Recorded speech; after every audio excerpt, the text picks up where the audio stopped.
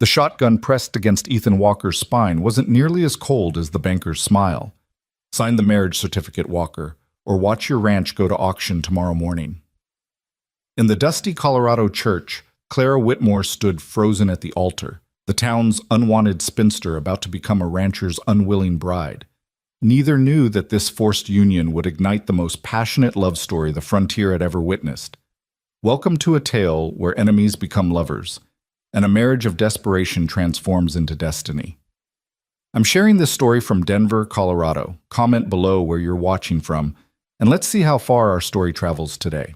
The morning of August 15, 1881, dawned with an oppressive heat that seemed to press down on the small town of Silver Creek, Colorado. The air hung thick and still, as if nature itself held its breath for what was about to unfold in the weathered wooden church at the center of Main Street. Ethan Walker stood before the altar, his calloused hands clenched into fists at his sides. At 32, he cut an imposing figure, 6 feet 2 inches of lean muscle earned from years of working his ranch, with sun-weathered skin and eyes the color of winter storm clouds. Those eyes, which once held warmth and laughter, now blazed with barely contained fury as he stared at the cross hanging above the altar. "This is wrong," he muttered under his breath, his jaw clenched so tight his teeth ached. Behind him, Harold Morrison, the town's banker and self-appointed moral authority, cleared his throat. "Wrong or right doesn't matter much when you're 3 months behind on your loan payments, does it, Walker?" The banker's voice dripped with false sympathy. "You should be thanking me for arranging this solution. Not many men would be so generous." Ethan's hands tightened further, his knuckles white. Generous. The word tasted like ash in his mouth. Morrison had cornered him 2 days ago with an ultimatum that still rang in his ears. Marry Clara Whitmore, the town's spinster schoolteacher, or lose everything his late wife Margaret had helped him build. "Margaret's barely been in the ground 8 months," Ethan had protested in Morrison's office, his voice raw with grief and rage. "And that's 8 months too long for a motherless child to be running wild," Morrison had countered, his thin lips curving into what passed for a smile. "Little Sophie needs a woman's influence. The whole town's been talking about it. Besides, Miss Whitmore's situation is, shall we say, equally desperate.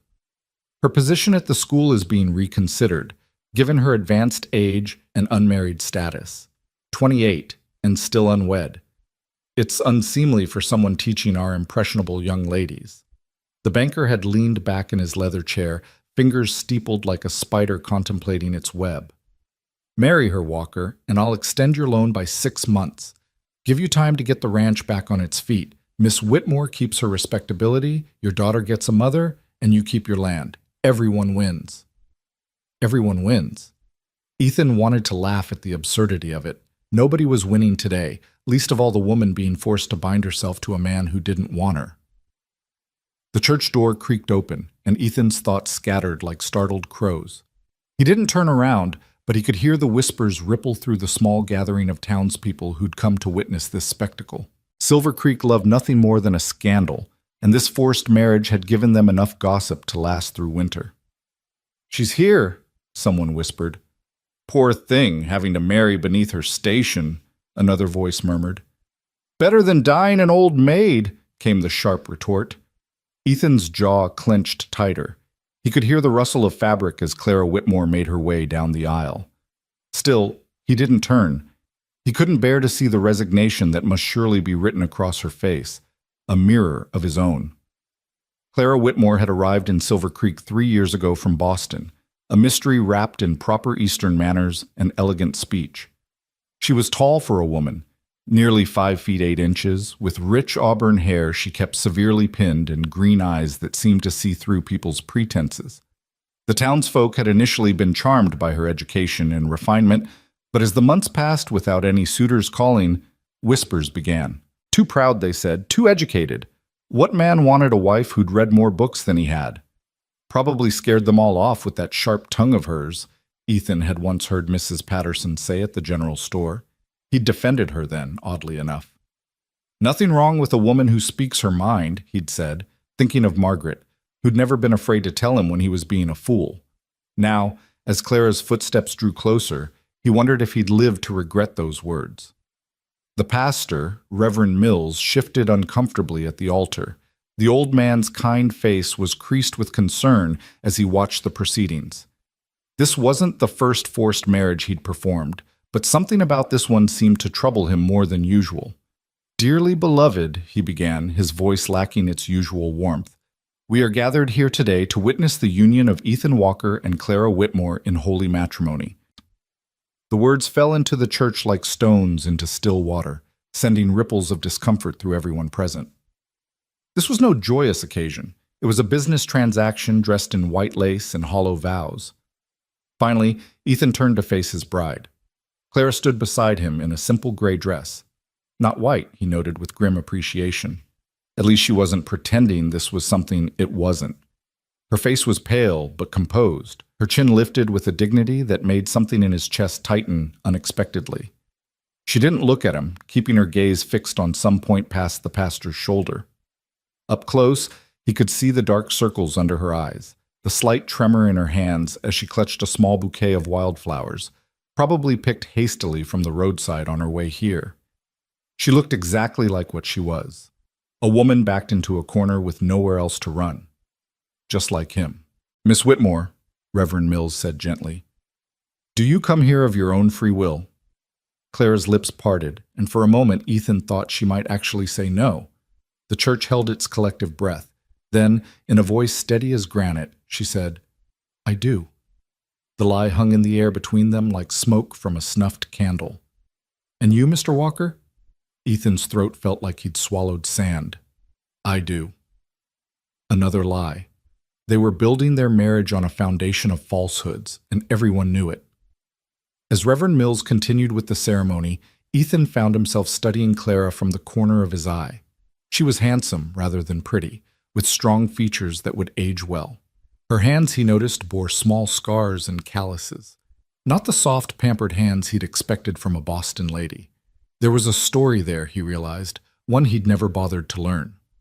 "The rings?" Reverend Mills prompted. Ethan fumbled in his pocket for the simple gold band he'd bought that morning, the cheapest Henderson's general store had to offer. It was nothing like the ring he'd given Margaret, which he'd saved for months to afford. This one was thin, plain, and would probably turn Clara's finger green within a week. Clara had no ring for him. Of course she didn't. She'd probably been informed of this marriage at the same time he had, 2 days ago, with no time to prepare, no time to run. As he slipped the ring onto her finger, their hands touched for the first time. Hers were ice cold despite the heat of the day. She flinched at the contact so slightly that only he noticed, but it was enough to make his stomach turn with self-loathing. What kind of man had he become, forcing a woman to marry him? "You may kiss the bride," Reverend Mills said, though he looked as though he'd rather be anywhere else. Ethan turned to Clara, meeting her eyes for the first time. They were green, yes, but not the simple green he'd thought. They were the color of sage in the morning light, flecked with gold and rimmed with darker forest green. And in them he saw not fear or sadness, but something that surprised him: defiance. She lifted her chin slightly, as if daring him to kiss her, to seal this farce with an intimacy neither of them wanted. He leaned in, meaning to brush his lips against her cheek, the minimum required to satisfy the ceremony. But at the last moment she turned her head, and his lips grazed the corner of her mouth instead. The contact was brief, barely a whisper of touch, but it sent an unexpected jolt through him like lightning striking dry prairie grass. Clara pulled back immediately, her cheeks flushing pink. "It's done then," she said, her voice low enough that only he could hear. "We're bound." Bound, like prisoners, like animals in a trap. The small congregation offered scattered, uncomfortable applause as they turned to face them. Mrs. Patterson was already whispering to Mrs. Henderson, no doubt commenting on Clara's dress or the brevity of the kiss. The men looked anywhere but at Ethan, probably thinking of their own wives, their own choices. Grateful they weren't standing in his boots. Morrison stood near the back, his satisfaction evident in every line of his corpulent frame. He nodded once at Ethan, a reminder of who held the real power here. "Shall we?" Clara said, her voice carefully neutral. She didn't take his arm, instead walking beside him down the aisle with a foot of space between them. Might as well have been a canyon. Outside the church, the sun beat down mercilessly. Ethan's wagon waited, loaded with supplies from his monthly trip to town. His horse, Zeus, stamped impatiently, eager to return to the ranch. In the back of the wagon sat a small trunk, all of Clara's worldly possessions, he realized with a start. Her entire life reduced to what could fit in a wooden box. "Your things," he started. "That's all of it," she said crisply. "The boarding house was quite eager to see me gone. Apparently having an unwed female teacher as a tenant was becoming problematic for their reputation." The bitterness in her voice was sharp enough to cut. Ethan helped her up onto the wagon seat. She accepted his hand reluctantly, dropping it the moment she was settled. As he walked around to the other side, he caught sight of a small figure peering out from behind the general store. Sophie, his daughter, 6 years old and all knees and elbows, with Margaret's corn silk hair and his gray eyes. She'd refused to come to the ceremony, had thrown such a tantrum that he'd left her with Mrs. Henderson rather than force her. Now she watched them with eyes full of betrayal and confusion. "Papa?" she called out, her voice small and uncertain. "Sophie, come here," he said, trying to keep his voice gentle despite the turmoil in his chest. She shook her head violently, blonde braids whipping around her face. "No, she's not my mama. My mama's in heaven and she's coming back. She promised she'd never leave me." Clara stiffened beside him but said nothing. "Sophie, please." But his daughter had already turned and run, disappearing behind the buildings. Mrs. Henderson emerged a moment later, shaking her head. "I'll keep her for another hour or two, give you time to settle things at home." Settle things. As if anything about this situation could be settled.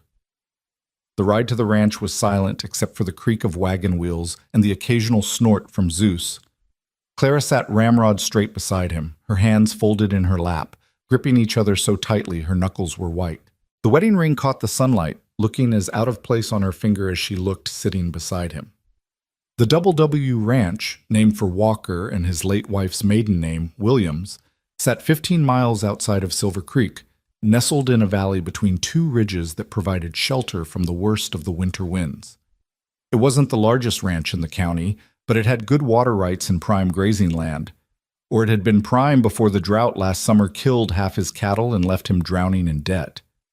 As they crested the final hill, the ranch spread out before them.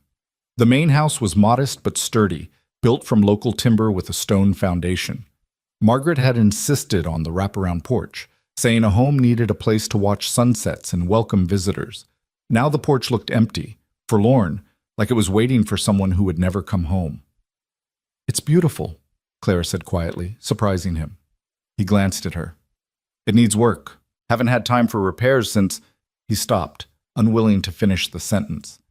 "Since your wife died," Clara completed for him, her tone matter-of-fact rather than sympathetic. Mr. Morrison explained the situation quite thoroughly. Your wife's death, your debts, your need for someone to care for your daughter. He made it clear that this arrangement benefits us both. "And does it?" The question came out harsher than he intended. "Benefit you?" Clara turned to look at him fully for the first time since the ceremony. "I suppose that depends on your definition of benefit, Mr. Walker.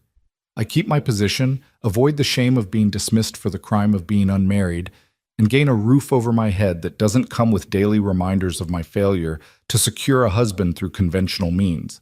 Whether that constitutes a benefit or merely a different form of imprisonment remains to be seen." Her honesty was brutal, refreshing, and somehow exactly what he needed to hear. At least they weren't going to pretend. "Then we understand each other," he said.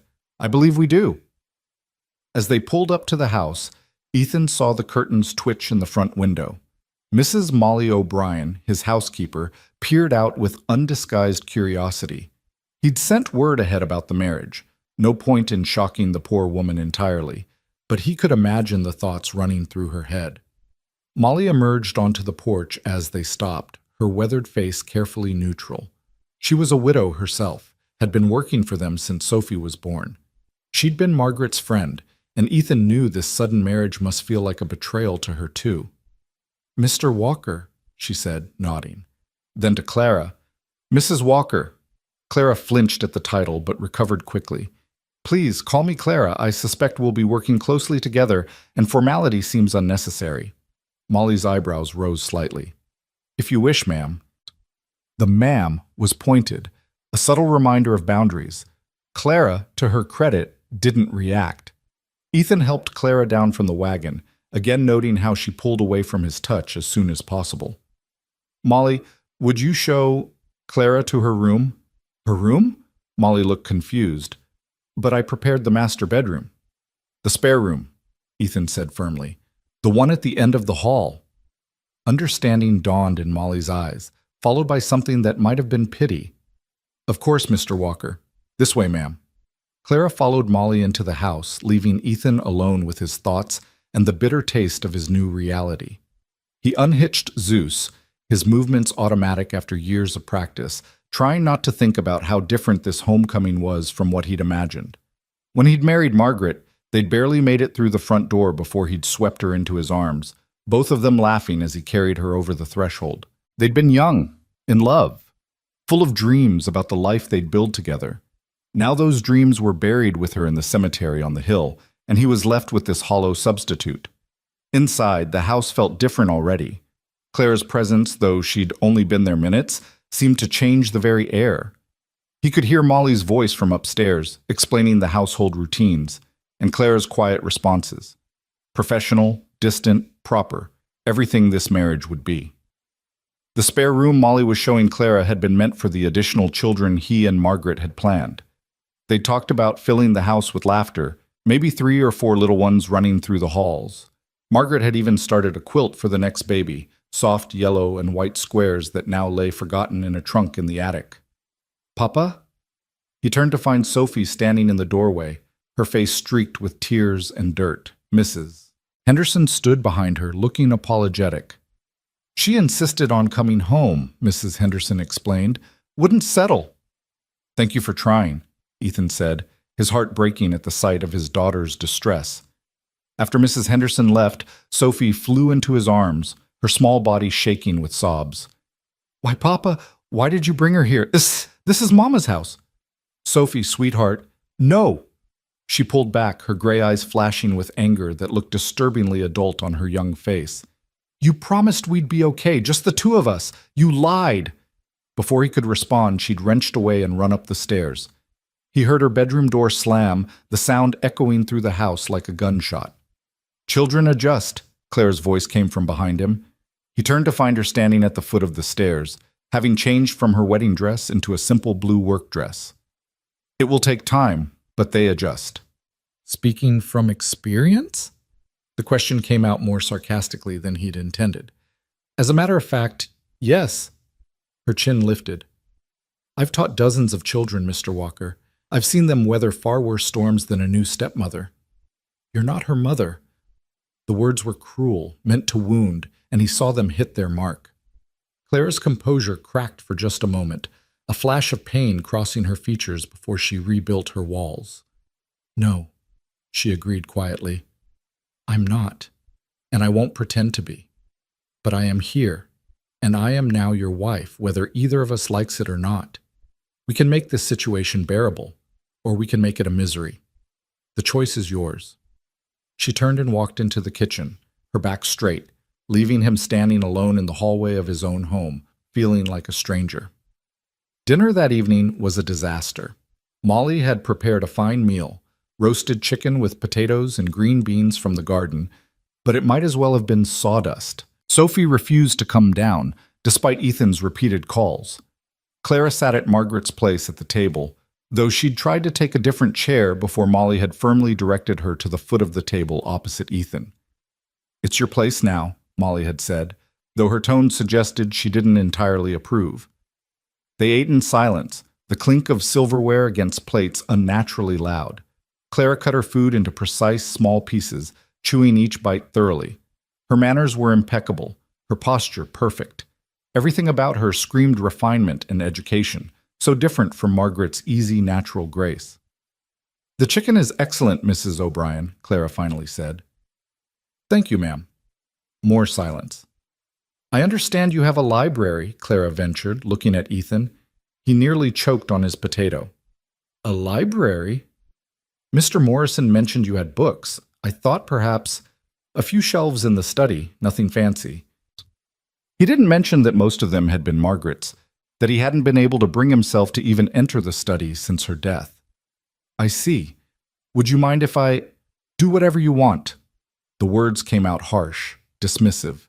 He saw her flinch slightly, saw Molly's disapproving look, but he couldn't seem to stop himself. This is your home now, after all. Clara set down her fork carefully. Mr. Walker, I understand this situation is not what either of us would have chosen, but taking your anger out on me serves no purpose. I didn't force you to marry me any more than you forced me. We are both victims of circumstance, and I would appreciate it if you could remember that. Her words were calm, measured, but there was steel beneath them. Ethan felt properly chastised, like a schoolboy caught pulling pigtails. You're right, he admitted grudgingly. My apologies. She nodded, picking up her fork again. Perhaps we should establish some ground rules for coexistence, such as we maintain separate rooms, as you've already arranged. We present a united front in public for appearance's sake. In private, we need not pretend affection we don't feel. I will fulfill the duties of running the household and caring for Sophie, should she allow it. You continue running the ranch. We stay out of each other's way as much as possible. It sounded cold, clinical, like a business contract, which Ethan supposed was exactly what their marriage was. And Sophie? I won't force myself on her. Children can't be rushed in matters of the heart. But I will be here, consistently, patiently, until she's ready to accept my presence. That could take a very long time. Then it takes a very long time. Clara met his gaze steadily. I'm not going anywhere, Mr. Walker. This marriage may be a prison for both of us, but I intend to make the best of it. I've survived worse situations with my dignity intact. I'll survive this too. There was something in her tone, a hint of past pain that made him wonder what those worse situations had been. But before he could ask, not that he would have, Sophie's voice rang out from upstairs. Papa, Papa, I need you. He was up and moving before the second call, taking the stairs two at a time. Sophie's door was still closed, but he could hear her crying inside. Sophie, sweetheart, what's wrong? I had a bad dream. About Mama. His heart clenched. The nightmares had been frequent in the months after Margaret's death, but they'd been getting better. Until today. Can I come in? Only you, not her. He entered to find Sophie huddled in her bed, her favorite doll, one Margaret had made for her, clutched to her chest. Her face was red and blotchy from crying. Tell me about the dream, he said, sitting on the edge of her bed. Mama was trying to come home, but she couldn't find the house because everything was different, because she was here. The venom in that last word was painful to hear from such a young child. Sophie, your mama isn't coming back. We've talked about this. But why did you have to bring someone else? Why couldn't it just be us? How could he explain to a 6-year-old about mortgages and debts, about the crushing weight of trying to hold everything together alone? How could he tell her that some nights he stood in the barn and screamed into the darkness because the grief was eating him alive? That he'd married Clara not just to save the ranch, but because Morrison was right. He was failing Sophie, failing to be both mother and father, failing to keep his promise to Margaret to take care of their little girl. Sometimes adults have to make hard choices, he said finally. This was one of them. I hate her, Sophie whispered. You don't even know her. I don't want to know her. Ethan sighed, pulling Sophie into his arms. She came willingly, burying her face in his shirt. I'm not asking you to love her, Sophie. I'm just asking you to be polite. Can you do that? For me? Sophie was quiet for a long moment. Will you make her go away if I'm good? Sophie, will you? We'll see, he said, hating himself for the half-truth. Now, try to get some sleep. He stayed until her breathing evened out, then carefully extracted himself and headed back downstairs. Clara was no longer in the dining room, but he found her in the kitchen, helping Molly with the dishes despite the older woman's protests. I'm perfectly capable, Mrs. O'Brien. I've been taking care of myself for years. It's not proper, Molly insisted. You're the lady of the house now. I'm a woman who knows how to wash dishes, Clara corrected gently, and I'd rather be useful than ornamental. She looked up as Ethan entered, her hands still in the soapy water. Is Sophie all right? Nightmare, he said shortly. About her mother? He nodded. That's natural. Change is frightening for children. She's processing grief and fear of abandonment simultaneously. She's 6, Ethan said defensively. She doesn't need to be analyzed. Clara dried her hands on a towel, her movements careful and deliberate. Understanding emotions doesn't diminish them, Mr. Walker, but if you'd prefer I not offer insights about your daughter, I'll refrain. There it was again, that calm, measured response to his rudeness. It was almost worse than if she'd gotten angry. Anger he could fight against. This quiet dignity left him feeling like a brute. I'm going to check on the horses, he said abruptly. Of course. Good evening, Mr. Walker. He escaped to the barn, where the familiar smells of hay and horse and leather welcomed him. Zeus nickered softly as he approached, and Ethan leaned against the stallion's stall, letting the animal's simple presence calm him. This was where he'd proposed to Margaret, right here in this barn. She'd been helping him with the difficult foaling, her hair coming loose from its pins, her dress stained with blood and birth fluids, and she'd never looked more beautiful to him. When the foal had finally stood on shaky legs, he'd dropped to one knee right there in the straw and asked her to be his wife. She'd laughed and cried at the same time, saying yes before he'd even finished the question. Now he was married to a woman whose last name he'd barely known this morning, whose favorite color he couldn't guess, whose dreams and fears were complete mysteries to him. The barn door creaked open, and he tensed, expecting Clara. But it was Molly, carrying a lantern and wearing her shawl against the evening chill. You planning to sleep out here? She asked. Considering it, Molly hung the lantern on a hook and leaned against the opposite stall. She's not what I expected. What did you expect? Someone weaker, I suppose. More desperate. But that one's got steel in her spine. Is that supposed to be a compliment? It's an observation. Molly studied him with eyes that had seen too much life to be fooled by his gruff exterior. Margaret wouldn't want this for you, you know. This anger, this bitterness. Margaret would understand about saving the ranch she loved. The ranch, maybe, but treating that woman like she's the enemy? Margaret would have your hide for that. She was right, and he knew it. Margaret had never had an unkind word for anyone, always seeing the best in people even when they didn't deserve it. She would have welcomed Clara, probably would have had them being friends within an hour. It's too hard, Molly, he admitted, his voice breaking. Looking at her sitting in Margaret's chair, knowing she'll be sleeping under Margaret's roof, taking care of Margaret's daughter. None of that belongs to Margaret anymore, boy, Molly said gently. It belongs to the living, and that includes you and that little girl who needs a mother, whether she knows it or not. Sophie will never accept her. Sophie's 6.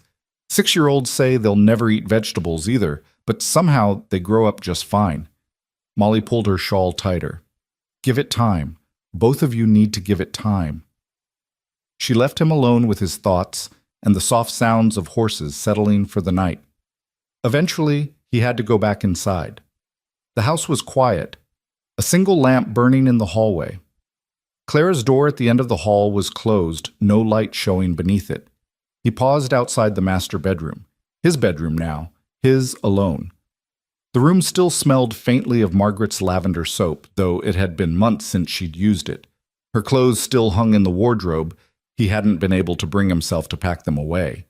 Her brush still sat on the dresser, a few golden hairs still caught in its bristles. Tomorrow, he thought. Tomorrow he'd have Molly pack everything away. It wasn't fair to Clara living in a shrine to another woman. It wasn't fair to Sophie, who needed to accept that her mother wasn't coming back. And it wasn't fair to him, torturing himself with ghosts. But tonight, he lay in the bed he'd shared with his wife, staring at the ceiling, wondering how everything had gone so wrong so fast. 6 months ago, he'd had everything: a loving wife, a thriving ranch, a happy daughter. Now he had debts, a child who cried herself to sleep, and a stranger living down the hall who wore his ring but would never have his heart. The moonlight streaming through the window illuminated Margaret's sampler on the wall, the one she'd stitched during her pregnancy with Sophie. Home is where love lives. The words seemed to mock him now. What happened to a home when love died? What became of it when duty and desperation moved in where love used to be? Somewhere in the house, a floorboard creaked.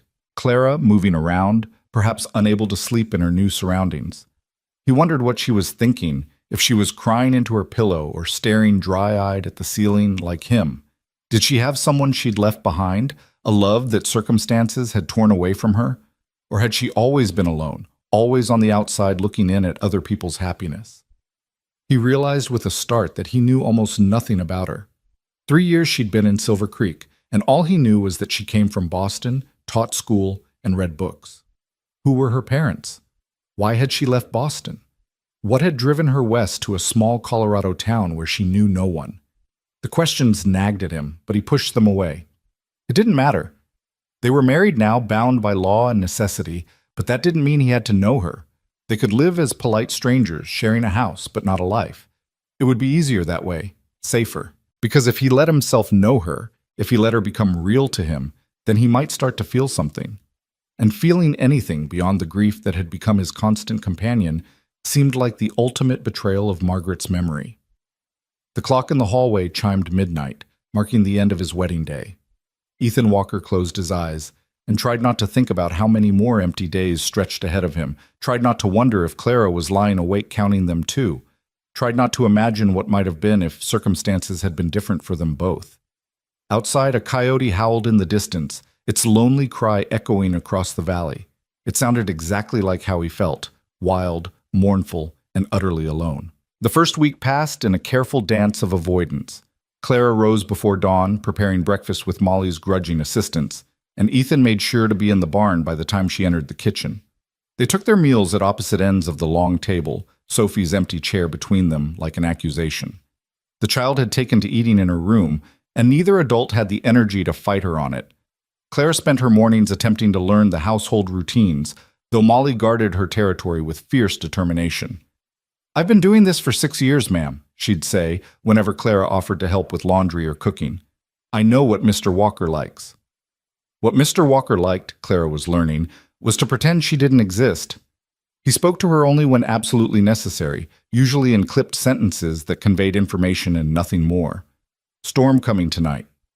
Fence broke in the north pasture. Sophie needs new shoes before school starts. School." That was another source of tension. Clara had assumed she would continue teaching when the term began in 2 weeks, but Morrison had made it clear that married women didn't work outside the home in Silver Creek. "Your place is with your family now, Mrs. Walker," he'd said with that oily smile when she'd gone to town for supplies. "I'm sure your husband wouldn't want his wife working when there's so much to do at home." She'd wanted to tell him that her husband wouldn't notice if she sprouted wings and flew to the moon, but she'd held her tongue. Years of being the unwanted spinster had taught her the value of silence, of keeping her thoughts locked away where they couldn't be used against her. Now, on the 7th morning of her marriage, Clara stood at the kitchen window watching Ethan work with a young horse in the corral. The morning sun caught the sweat on his skin, making him glow like something out of a Renaissance painting. He moved with an easy grace, his voice low and soothing as he coaxed the nervous animal to accept the saddle. There was a gentleness in him that he showed to every creature on this ranch, except her. "He's good with horses," Molly said, coming to stand beside her. "Has a gift for it. Margaret used to say he could whisper the wildness right out of them." Margaret, always Margaret.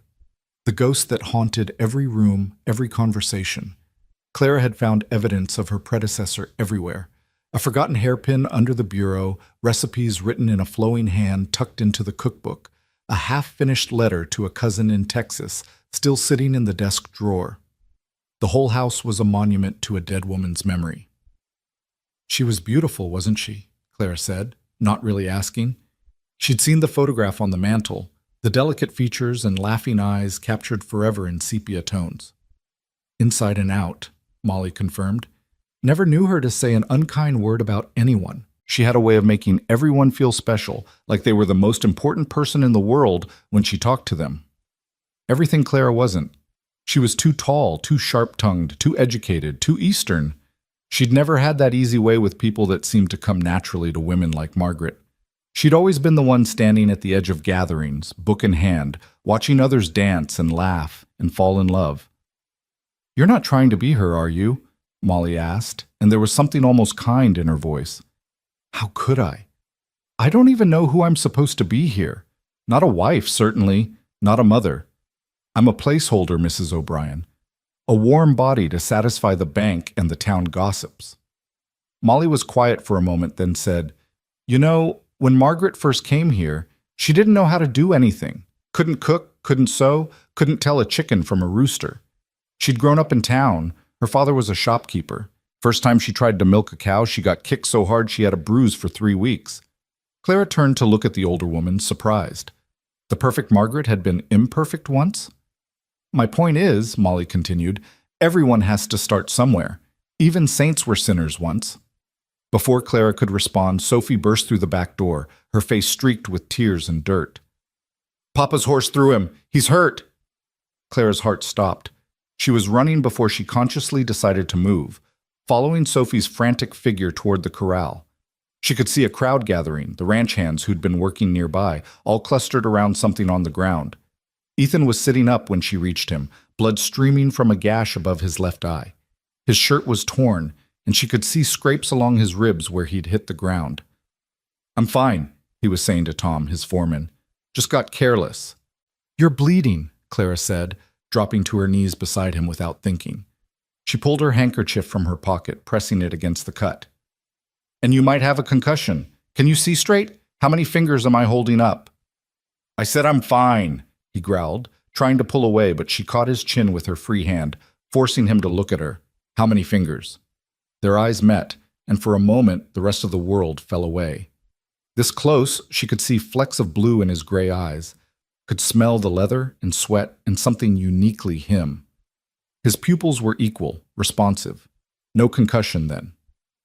3, he said quietly. Good. Can you stand? He nodded, and Tom helped him to his feet.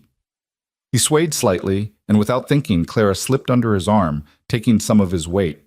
He stiffened, but didn't pull away. Sophie, run ahead and have Molly heat water, Clara instructed. Tom, can you manage the horse? The foreman nodded, already moving toward the agitated animal. Clara half supported, half guided Ethan toward the house, acutely aware of his body pressed against hers, the heat of him seeping through her dress. I can walk, he muttered. Humor me, she replied. I'd rather not have to explain to the town how I became a widow after only a week of marriage. He made a sound that might have been a laugh, quickly suppressed. In the kitchen, Molly had already prepared hot water and clean cloths. Clara guided Ethan to a chair, then began cleaning the wound with practiced efficiency. You've done this before, he observed, wincing as she dabbed at the cut. My father was a doctor, she said, concentrating on her work. I assisted him from the time I was 12 until... She stopped abruptly. Until? Until I came west. She reached for the iodine. This will sting. It did. He hissed through his teeth but held still. Sophie watched from the doorway, her face pale with worry. Is Papa going to die? She whispered. No, sweetheart, Clara said gently. He's going to be just fine. Head wounds always bleed a lot, but this one isn't deep. He won't even need stitches. Sophie crept closer, drawn by the calm authority in Clara's voice. You know about medicine? A little. My father taught me. Could you teach me? It was the first time Sophie had spoken to her directly without anger or hostility. Clara was careful not to show how much it meant. If you'd like, she said casually, though I should warn you, it involves learning about blood and bones and other things that might seem scary. I'm not scared, Sophie said quickly, lifting her chin in a gesture that was pure Ethan. I helped when our mare foaled last spring. There was lots of blood then. Brave girl, Clara murmured, applying a bandage to Ethan's forehead. There, all done. You'll have a headache, and you should rest today. I have work to do, which Tom and the other hands can manage for one day. She began packing away the medical supplies. Or would you prefer to pass out in the field and really give Sophie something to worry about? Their eyes met again, a silent battle of wills. Sophie watched them both, her gaze darting between them like she was watching a tennis match. Finally, Ethan relented. Fine. Half a day. The whole day? Until after lunch? Until tomorrow morning? You're awfully bossy for someone who's been here a week. And you're awfully stubborn for someone who just got thrown from a horse. Sophie giggled, actually giggled, and both adults turned to stare at her. She immediately covered her mouth, looking guilty for finding anything amusing in Clara's presence. Why don't you sit with your father for a while? Clara suggested. Make sure he doesn't try to sneak out to the barn when I'm not looking. Sophie nodded solemnly, taking her duty seriously. She pulled a chair close to Ethan's, her small hand reaching out to touch his arm, as if reassuring herself he was really okay. Clara busied herself at the stove, giving them space but listening to their quiet conversation. Sophie was telling him about a bird's nest she'd found, her voice animated in a way Clara hadn't heard before. Ethan responded with genuine interest, asking questions, making suggestions about what kind of bird it might be. This was who they were without the weight of grief and resentment, a father and daughter who adored each other, who found joy in simple discoveries. Clara felt like an intruder witnessing something private and precious. "Miss Clara?" Sophie's voice startled her. "Could you teach me now? About medicine?" Clara glanced at Ethan, who shrugged slightly. Not exactly permission, but not refusal either. "We could start with something simple," Clara said carefully. "Would you like to learn how to make a healing salve? It's good for cuts and scrapes." Sophie nodded eagerly, and for the next hour, Clara taught her how to mix herbs and beeswax, how to test the consistency, how to store it properly. The child was a quick learner, asking intelligent questions, showing a focus that reminded Clara of herself at that age, hungry for knowledge in any form. "My mama used to make something that smelled like roses," Sophie said suddenly, her hands stilling in their work. "For her hands," she said. "Rose hip oil, probably," Clara said gently. "Would you like to learn to make that too?" Sophie bit her lip, clearly torn between loyalty to her mother's memory and curiosity. Finally, curiosity won. "Maybe. If it's not the same. If it's different from Mama's." "Everything we make will be different," Clara assured her. "This is our recipe, yours and mine, not anyone else's." Sophie seemed satisfied with that, returning to her work with renewed concentration. Ethan watched them from his chair, his expression unreadable. Clara couldn't tell if he was angry about Sophie warming to her or relieved that his daughter was showing interest in something besides grief. The peace was shattered by the sound of horses approaching fast. Tom burst through the door, his face grim. "Boss, we got trouble. Morrison's here with some men, saying something about inspecting the property." Ethan was on his feet immediately, swaying only slightly. "What kind of inspection?" "The kind where they're looking for reasons to call in your loan early," Tom said bluntly. "He's got that smile on his face, the one that means someone's about to lose everything." Clara felt her stomach drop. She'd seen that smile, knew exactly what it meant. Morrison was a predator who fed on others' misfortunes, and he'd clearly decided that forcing this marriage wasn't enough. "I'll talk to him," Ethan said, heading for the door. "Wait," Clara said. "Let me come with you." "This isn't your problem." "I'm your wife. Legally, that makes it very much my problem." She untied her apron, smoothing her hair. "Besides, Morrison might be less aggressive with a lady present." Ethan looked like he wanted to argue, but Tom nodded. "She's got a point, boss. Morrison likes to keep up appearances." They walked out together, not touching but presenting a united front. Morrison sat on his horse like a king surveying his domain, flanked by two men Clara recognized as his enforcers, men who'd thrown more than one family off their land. "Ethan," Morrison said, tipping his hat mockingly. "Mrs. Walker, how lovely you look. Marriage clearly agrees with you." "Mr. Morrison," Clara said coolly, "to what do we owe the pleasure?" "Just a routine inspection. Need to make sure my investment is being properly maintained." His piggy eyes swept over the property, cataloging every loose board, every patch of peeling paint. "I see the barn needs repairs, and that fence line is looking shabby." "Nothing that affects the value of the property," Ethan said tightly. "Oh, but it does. You see, I've had an offer on this land. A very generous offer from someone who could put it to better use. The ranch isn't for sale. Everything's for sale at the right price. And when you default on your loan, which, let's be honest, we both know you will, I'll be happy to facilitate the transfer." Clara stepped forward. "May I see the loan documents, Mr. Morrison?" He blinked, clearly not expecting that. "I beg your pardon?" "The loan documents, the original agreement my husband signed. I'd like to review them."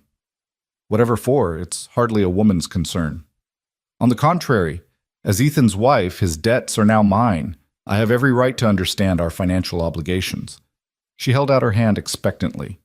Morrison's face reddened. "I don't carry such documents with me." How convenient. Then I suppose this inspection will have to wait until you can produce them. After all, we wouldn't want any misunderstandings about the terms of the agreement. The terms are simple. He owes me money. If he can't pay, he loses the ranch. The specific terms, Mr. Morrison. Payment schedules, interest rates, penalties. All the details that I'm sure a businessman of your reputation would have carefully documented. Morrison's eyes narrowed. You're quite the little lawyer, aren't you? I'm a woman who reads contracts before signing them. A habit I learned from my father. Your father the doctor? My father the doctor who also happened to have a law degree from Harvard. It was true, though her father had never practiced law, preferring medicine. But Morrison didn't need to know that detail. The banker's face went from red to purple. You can't. I can, and I will request a full accounting of this loan, Mr. Morrison. And if I find any irregularities, any hint of usury or fraudulent terms, I will take it to the territorial judge. Judge Hammond, I believe? He struck me as a man of integrity when I met him at church last Sunday. It was a bluff, mostly. She had met the judge briefly, but she had no idea if he would take their side against Morrison. But the banker didn't know that. Morrison yanked his horse's reins hard enough to make the animal dance nervously. You've got 6 months, Walker. 6 months to pay in full, or this ranch is mine. He glared at Clara. And you might want to teach your wife her proper place before she finds herself in trouble she can't talk her way out of. He rode off with his men, leaving a cloud of dust in their wake. Ethan turned to Clara, his expression unreadable. Harvard? He said finally. I didn't lie. My father did have a degree from Harvard. And you just happened to forget to mention that? You never asked. She met his gaze steadily. You've made it clear you don't want to know anything about me, remember? He was quiet for a moment, then said, That was impressive. What you did there. It was a delay tactic, nothing more. He'll be back and he'll be angrier. Still, you didn't have to do that. This isn't your fight. Yes, it is. She gestured to the ranch around them. This is my home now, whether either of us likes it or not. If Morrison takes this ranch, I lose too. Sophie loses. We all lose. So it's about self-preservation. Partly. She hesitated, then added, and partly because men like Morrison have been making women like me dance to their tune my whole life. I'm tired of it. Something shifted in his expression, a recognition of shared experience. They'd both been forced into this marriage by Morrison's machinations, both been stripped of their choices. We need to look at those documents, Clara said. The real ones. There might be something we can use. They're in the study, Ethan said slowly. I haven't been in there since Margaret died. It was her favorite room. Would you like me to get them? He shook his head. No, it's time. I need to stop avoiding it. They walked back to the house together, and Clara was surprised when Sophie slipped her hand into hers as they entered. The gesture was tentative, ready to be withdrawn at the first sign of rejection. Clara kept her grip gentle, neither holding too tight nor letting go. The study door had been closed for so long the hinges creaked in protest. The room beyond was frozen in time, dust motes dancing in the afternoon sunlight streaming through lace curtains. Books lined 2 walls, their spines showing an eclectic mix of interests: poetry, agriculture, history, novels. A delicate writing desk sat near the window, papers still scattered across its surface, as if Margaret had just stepped out for a moment. Ethan stood in the doorway like he was facing a firing squad. Clara could see the pain etched in every line of his body. She loved this room, he said quietly. Spent hours here reading, writing letters. She was teaching herself Latin from those books over there. Said she wanted Sophie to have a proper education, not just the basics they teach at the town school. She sounds like she was remarkable, Clara said honestly. She was. He moved into the room slowly, running his fingers along the desk's surface. She would have liked you, I think. You're both fighters in your own ways. It was the kindest thing he'd said to her since their wedding. Clara didn't know how to respond, so she stayed silent. Ethan opened a drawer in the desk, pulling out a leather portfolio. The loan documents are in here. Margaret kept all the important papers organized. She had a better head for numbers than I did. They spread the papers on the desk, Clara pulling up a chair while Ethan stood behind her, close enough that she could feel the warmth radiating from his body. Sophie had wandered over to the bookshelves, running her small fingers along the spines with reverent care. "Here," Clara said, pointing to a clause in the contract. "This interest rate is higher than what he told you originally, isn't it?" "Yes." "He said it was 8%, but this says 12. And here, this penalty clause. It says if you miss even one payment, he can call in the entire loan immediately. That's not standard." "I didn't read it carefully," Ethan admitted. "Margaret was sick, dying, and I just needed money for the doctor, for medicine. I would have signed anything." Clara heard the guilt in his voice, the self-recrimination. "He took advantage of your desperation. That's what men like Morrison do." She continued reading, her finger tracking along the lines of text. There was something here, something not quite right about the language, the terms. Her father had taught her to read contracts, had shown her how unscrupulous men hid their tricks in legal language. "Wait," she said suddenly. "This date. When did you sign this?" "March 15th. "But this is dated March 20th. And look, the interest rate calculation starts from March 1st, not the date of signing." Ethan leaned closer, his breath stirring her hair. "He's been charging me interest for weeks before I even got the money?" "Not just that. If the date is wrong, the whole contract might be void, or at least questionable enough to take to a judge." She turned to look at him, not realizing how close he was. Their faces were inches apart, close enough that she could see the gold flecks in his gray eyes, could count his eyelashes. For a moment, neither moved. The air between them seemed to crackle with sudden awareness. Clara's heart thundered in her chest, and she saw Ethan's eyes drop to her lips for just an instant before he pulled back, clearing his throat. "We should take this to a lawyer," he said, his voice rougher than usual. "Do you know one you trust?" "There's a man in Denver, Samuel Fletcher. He helped my neighbor with a land dispute last year. Denver's a day's ride each way." "I'll leave tomorrow." "We'll leave tomorrow," Clara corrected. "This affects both of us. Besides, I might be able to help explain the contract issues we've found." He looked like he wanted to argue, but then nodded. "What about Sophie?" "I can stay with Molly," Sophie piped up from where she'd been listening. "I'll be good, I promise." It was the first time she'd volunteered to make things easier for Clara. Another small victory. That evening, dinner was different. They still sat at opposite ends of the table, but Sophie joined them, chattering about what she'd learned making the salve. Ethan actually responded to Clara's questions about the ranch, explaining their water rights, the grazing rotation, the plans he'd had for expansion before everything fell apart. "You could still do it," Clara said. "If we can get Morrison off our backs, those plans could work." "We?" Ethan raised an eyebrow. "Like it or not, we're partners now. Your success is mine. Your failure is mine." "That's a heavy burden to put on you." "I've carried heavier," she said quietly, and again he gave her that look like he was trying to solve a puzzle. After Sophie went to bed, only one request for Ethan instead of 3, progress, Clara found herself alone with him on the porch. The evening was cool, stars beginning to emerge in the darkening sky. She'd brought out coffee, and they sat in the 2 rocking chairs, not talking, but not exactly uncomfortable either. "Why did you really come west?" Ethan asked suddenly. Clara was quiet for a long moment, debating how much to reveal. "My father died," she finally said. "Suddenly. A heart attack. We discovered afterward that he'd been hiding debts, gambling debts. Everything had to be sold. The house, his practice, everything. I had enough money to get away, to start over somewhere where no one knew about the scandal." "And you picked Silver Creek?" "I picked the farthest place from Boston I could afford to reach." She took a sip of coffee. "I thought I could disappear here, be anonymous. Instead, I became the town spinster, the subject of more gossip than I'd ever been back home." "I'm sorry," he said, and she could tell he meant it. "Don't be. I made my choices, just like you made yours. I didn't choose to lose my wife." "No, but you chose to marry me. You could have let Morrison take the ranch, started over somewhere else. This land is all Sophie has left of her mother. I couldn't take that from her too." They lapsed into silence again, but it was more comfortable now, less weighted with resentment.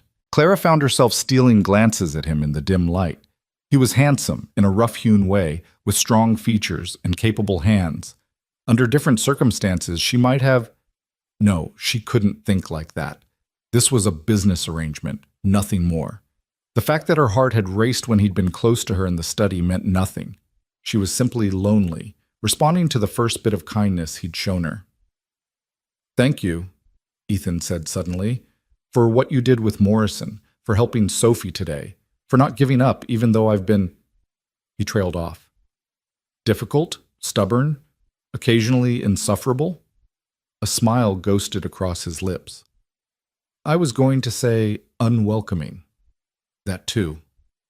I know this isn't what you wanted, Clara, this life, this marriage, but I want you to know. I'll try to make it bearable. I can't offer you love or affection, but I can offer you respect, partnership." It was more than she'd expected, though less than that treacherous part of her heart wanted. "Partnership," she agreed. "That's enough." But as she lay in her narrow bed that night, listening to the old house settle around her, she wondered if it would be enough. She could already feel the walls around her heart beginning to crack, letting in dangerous feelings for a man who would never love her. She thought of the way he'd looked at her in the study, that moment of connection, and ruthlessly pushed the memory away. This was a business arrangement. She needed to remember that. Her heart had no place in this marriage, no matter how much it might want to claim otherwise. She'd survived heartbreak before, though that seemed pale and childish now compared to the complex pain of living with someone who tolerating her presence for necessity's sake. Down the hall, she heard Ethan's footsteps pacing his room. Was he thinking of Margaret, missing her warmth beside him? Or was he perhaps thinking of that moment in the study too, that unexpected spark of something? She turned over, burying her face in the pillow. Tomorrow they would go to Denver, try to save the ranch. Tomorrow they would continue this dance of polite partnership. Tomorrow she would be stronger, would rebuild the walls around her heart. But tonight, in the darkness of her small room, she allowed herself to imagine what it might be like if things were different. If she'd met Ethan before Margaret. If they'd chosen each other instead of being forced together. If Sophie could learn to love her not as a replacement, but as herself. If the word wife could mean something more than a legal designation. Dangerous thoughts, foolish thoughts. But in the darkness, with no one to see or judge, she held them close like precious secrets, these dreams of what could never be. The journey to Denver began before dawn, the sky still holding on to night's last stars. Clara had packed carefully, her traveling dress a practical dark blue wool that wouldn't show the dust of the road. She'd braided her hair tightly, pinning it in a coronet that would withstand the wind.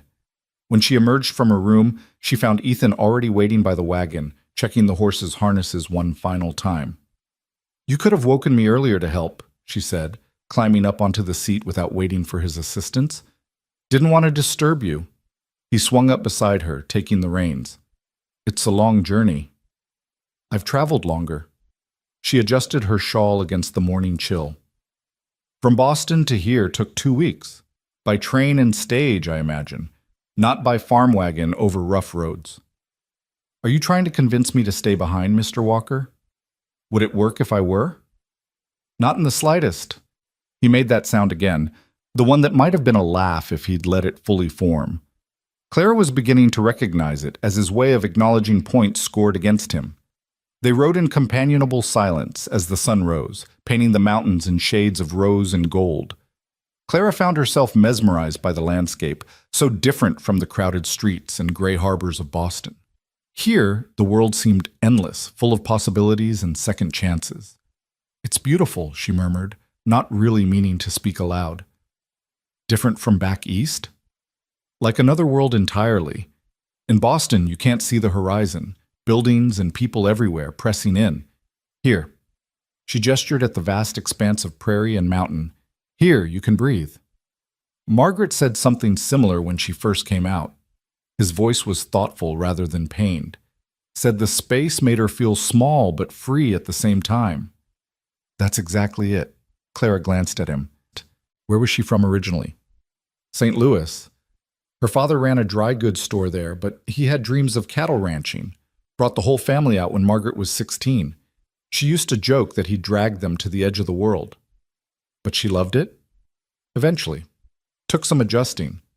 The first winter nearly broke her. She'd never seen snow like we get here. But by spring, she said she couldn't imagine living anywhere else. It was the most he'd spoken about Margaret, without that edge of grief making his voice sharp. Clara treasured the small confidence, filing it away with the other pieces of information she'd been gathering about this complex man beside her. Around midday, they stopped to rest the horses and eat the lunch Molly had packed. Clara spread a blanket under a stand of cottonwoods near a small creek, the sound of water a pleasant accompaniment to their meal. Ethan seemed more relaxed away from the ranch, as if the distance from memories allowed him to breathe easier. "Tell me about this lawyer," Clara said, cutting slices from a loaf of bread. "Can we trust him?" "Sam Fletcher's honest as they come. We served together briefly during the war." "You were in the war?" She hadn't known this about him. 3 years, cavalry. He accepted the bread and cheese she offered. "Longest 3 years of my life. Sam saved my life at Chancellorsville. Figure that makes him trustworthy enough." "How did he save your life?" Ethan was quiet for a moment, his gaze distant. "I took a bullet in the shoulder, fell from my horse in the middle of a charge. Sam rode back for me, pulled me up onto his mount while under fire. Foolish thing to do. Could have gotten us both killed. But that was Sam, always doing the right thing even when it was the stupid thing." "Sounds like someone else I know," Clara said quietly. "Marrying a stranger to save his ranch and protect his daughter isn't exactly the easy choice." "That's different. That's necessity." "Is it? You could have taken Sophie and started over somewhere else. Plenty of men would have. And plenty of women would have said no to Morrison's scheme." "True." She pulled her knees up, wrapping her arms around them, looking younger and more vulnerable than he'd ever seen her. "But I was so tired of fighting alone. At least this way, I'm fighting alongside someone, even if we're not fighting for each other." The honesty in her voice made something shift in his chest. "Clara, we should keep moving," she said quickly, already standing and shaking out the blanket. "We want to reach Denver before dark." He let her retreat, recognizing the defensive maneuver. He did the same thing when conversations veered too close to feelings he wasn't ready to examine. Denver sprawled before them as the sun began its descent, a city of ambition built on gold rush dreams and railway promises.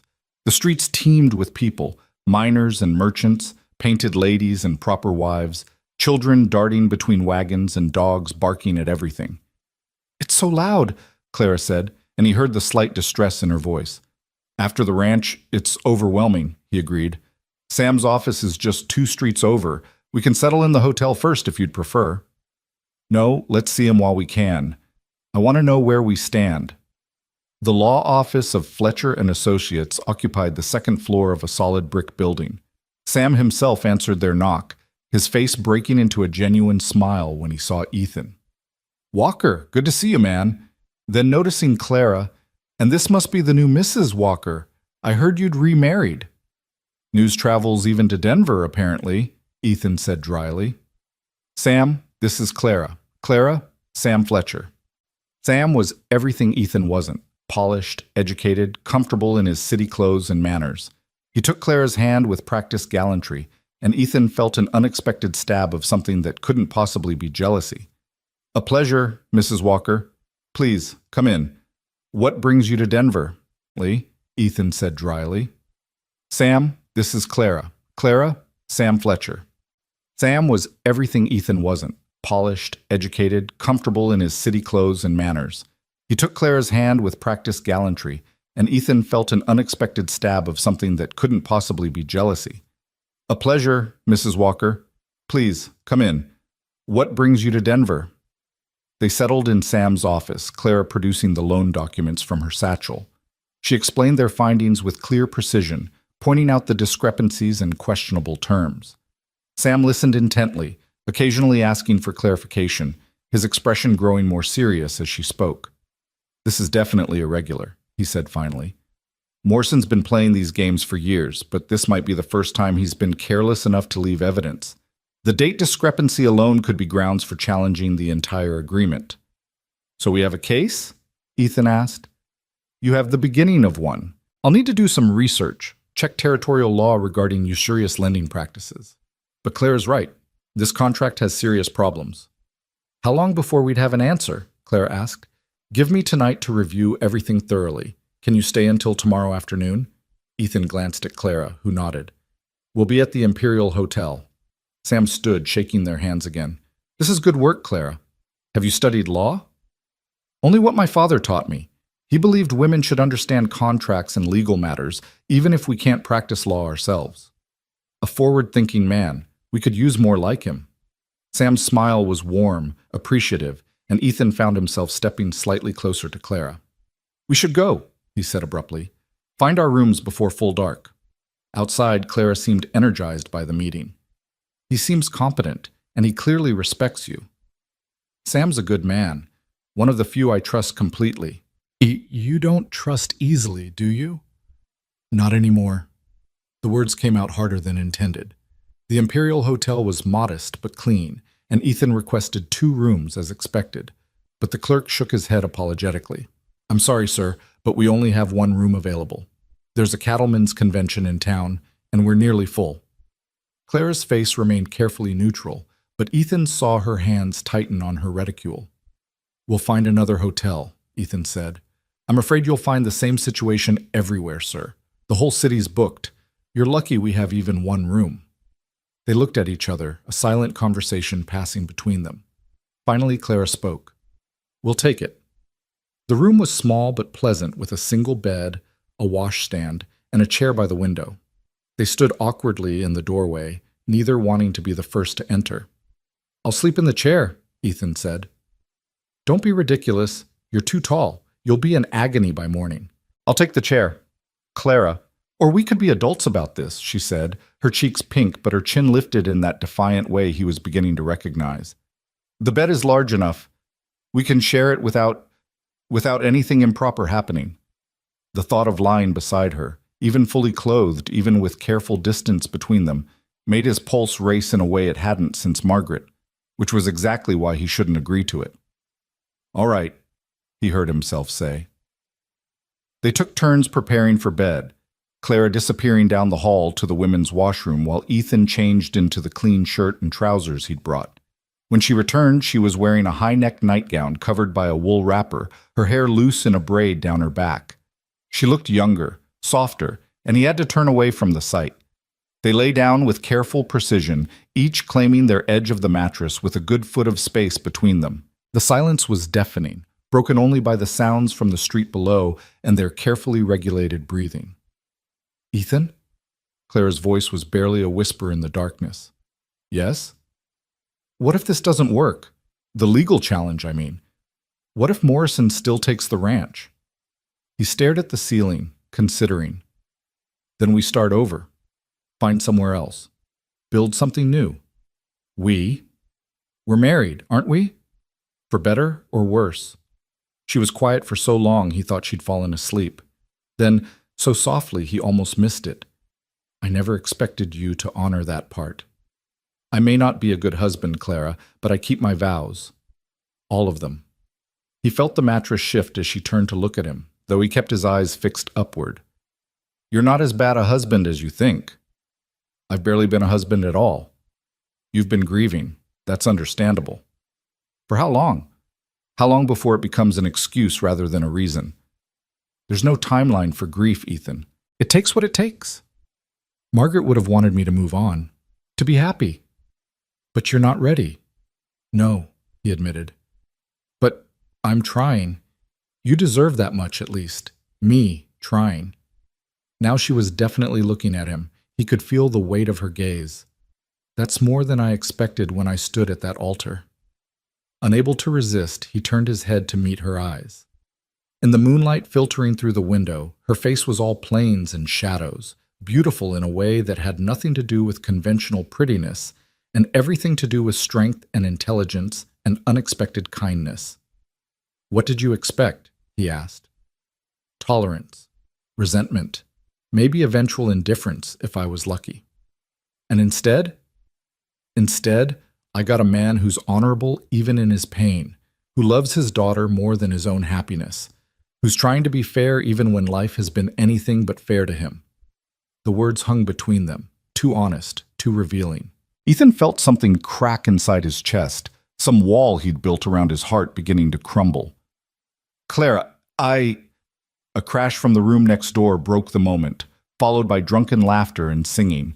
The spell shattered, and they both turned away, returning to their careful positions on opposite sides of the bed. But something had changed in that moment of connection.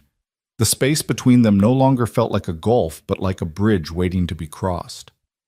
When Clara's breathing eventually deepened into sleep, Ethan found himself listening to the sound, finding an unexpected comfort in her presence.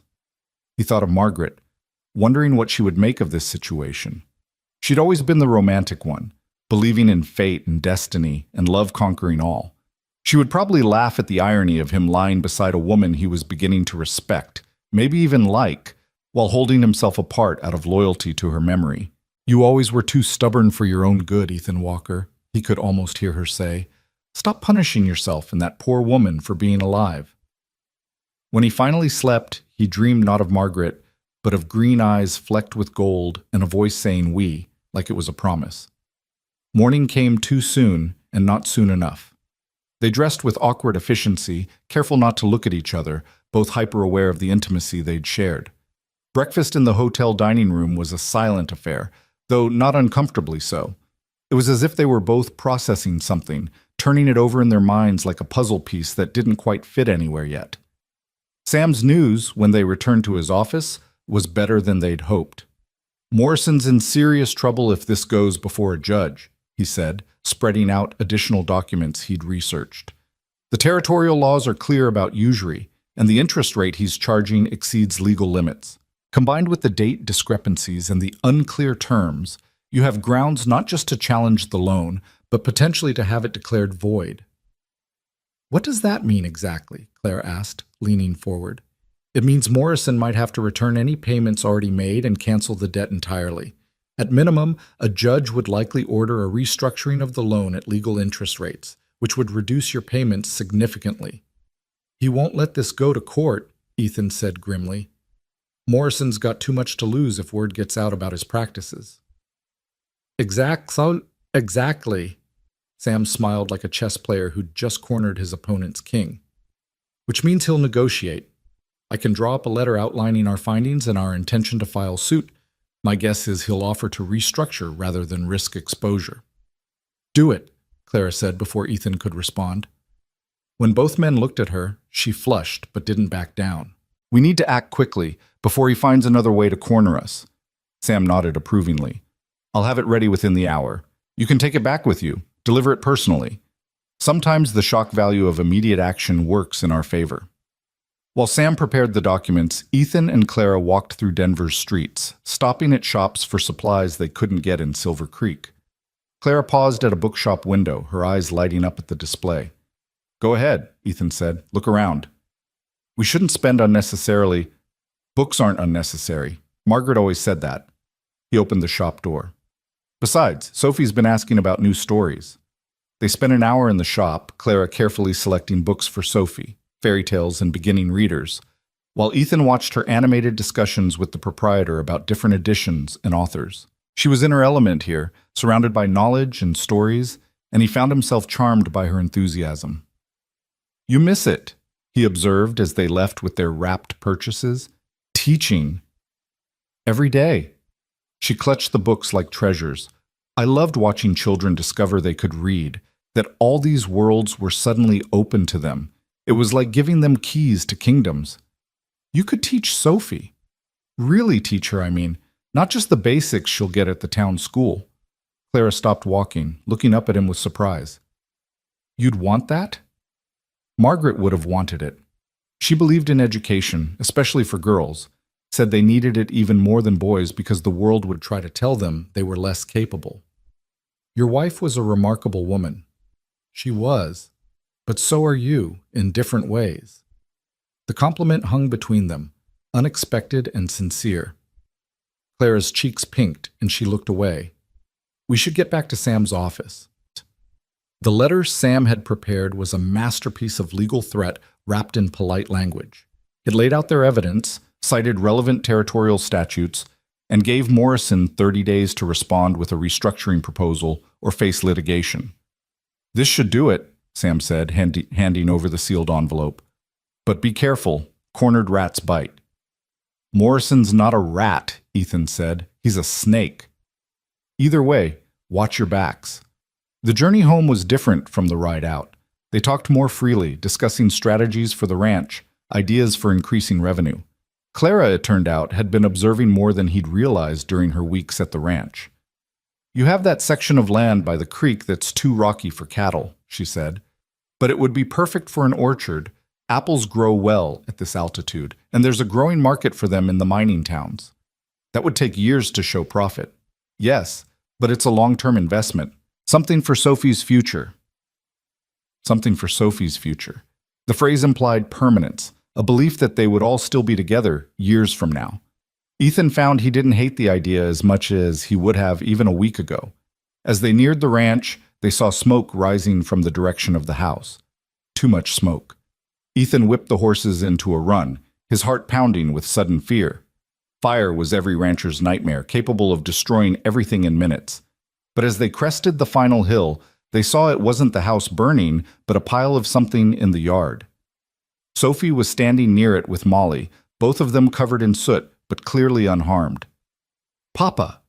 Sophie ran to them as they pulled up. Mr. Morrison's men came.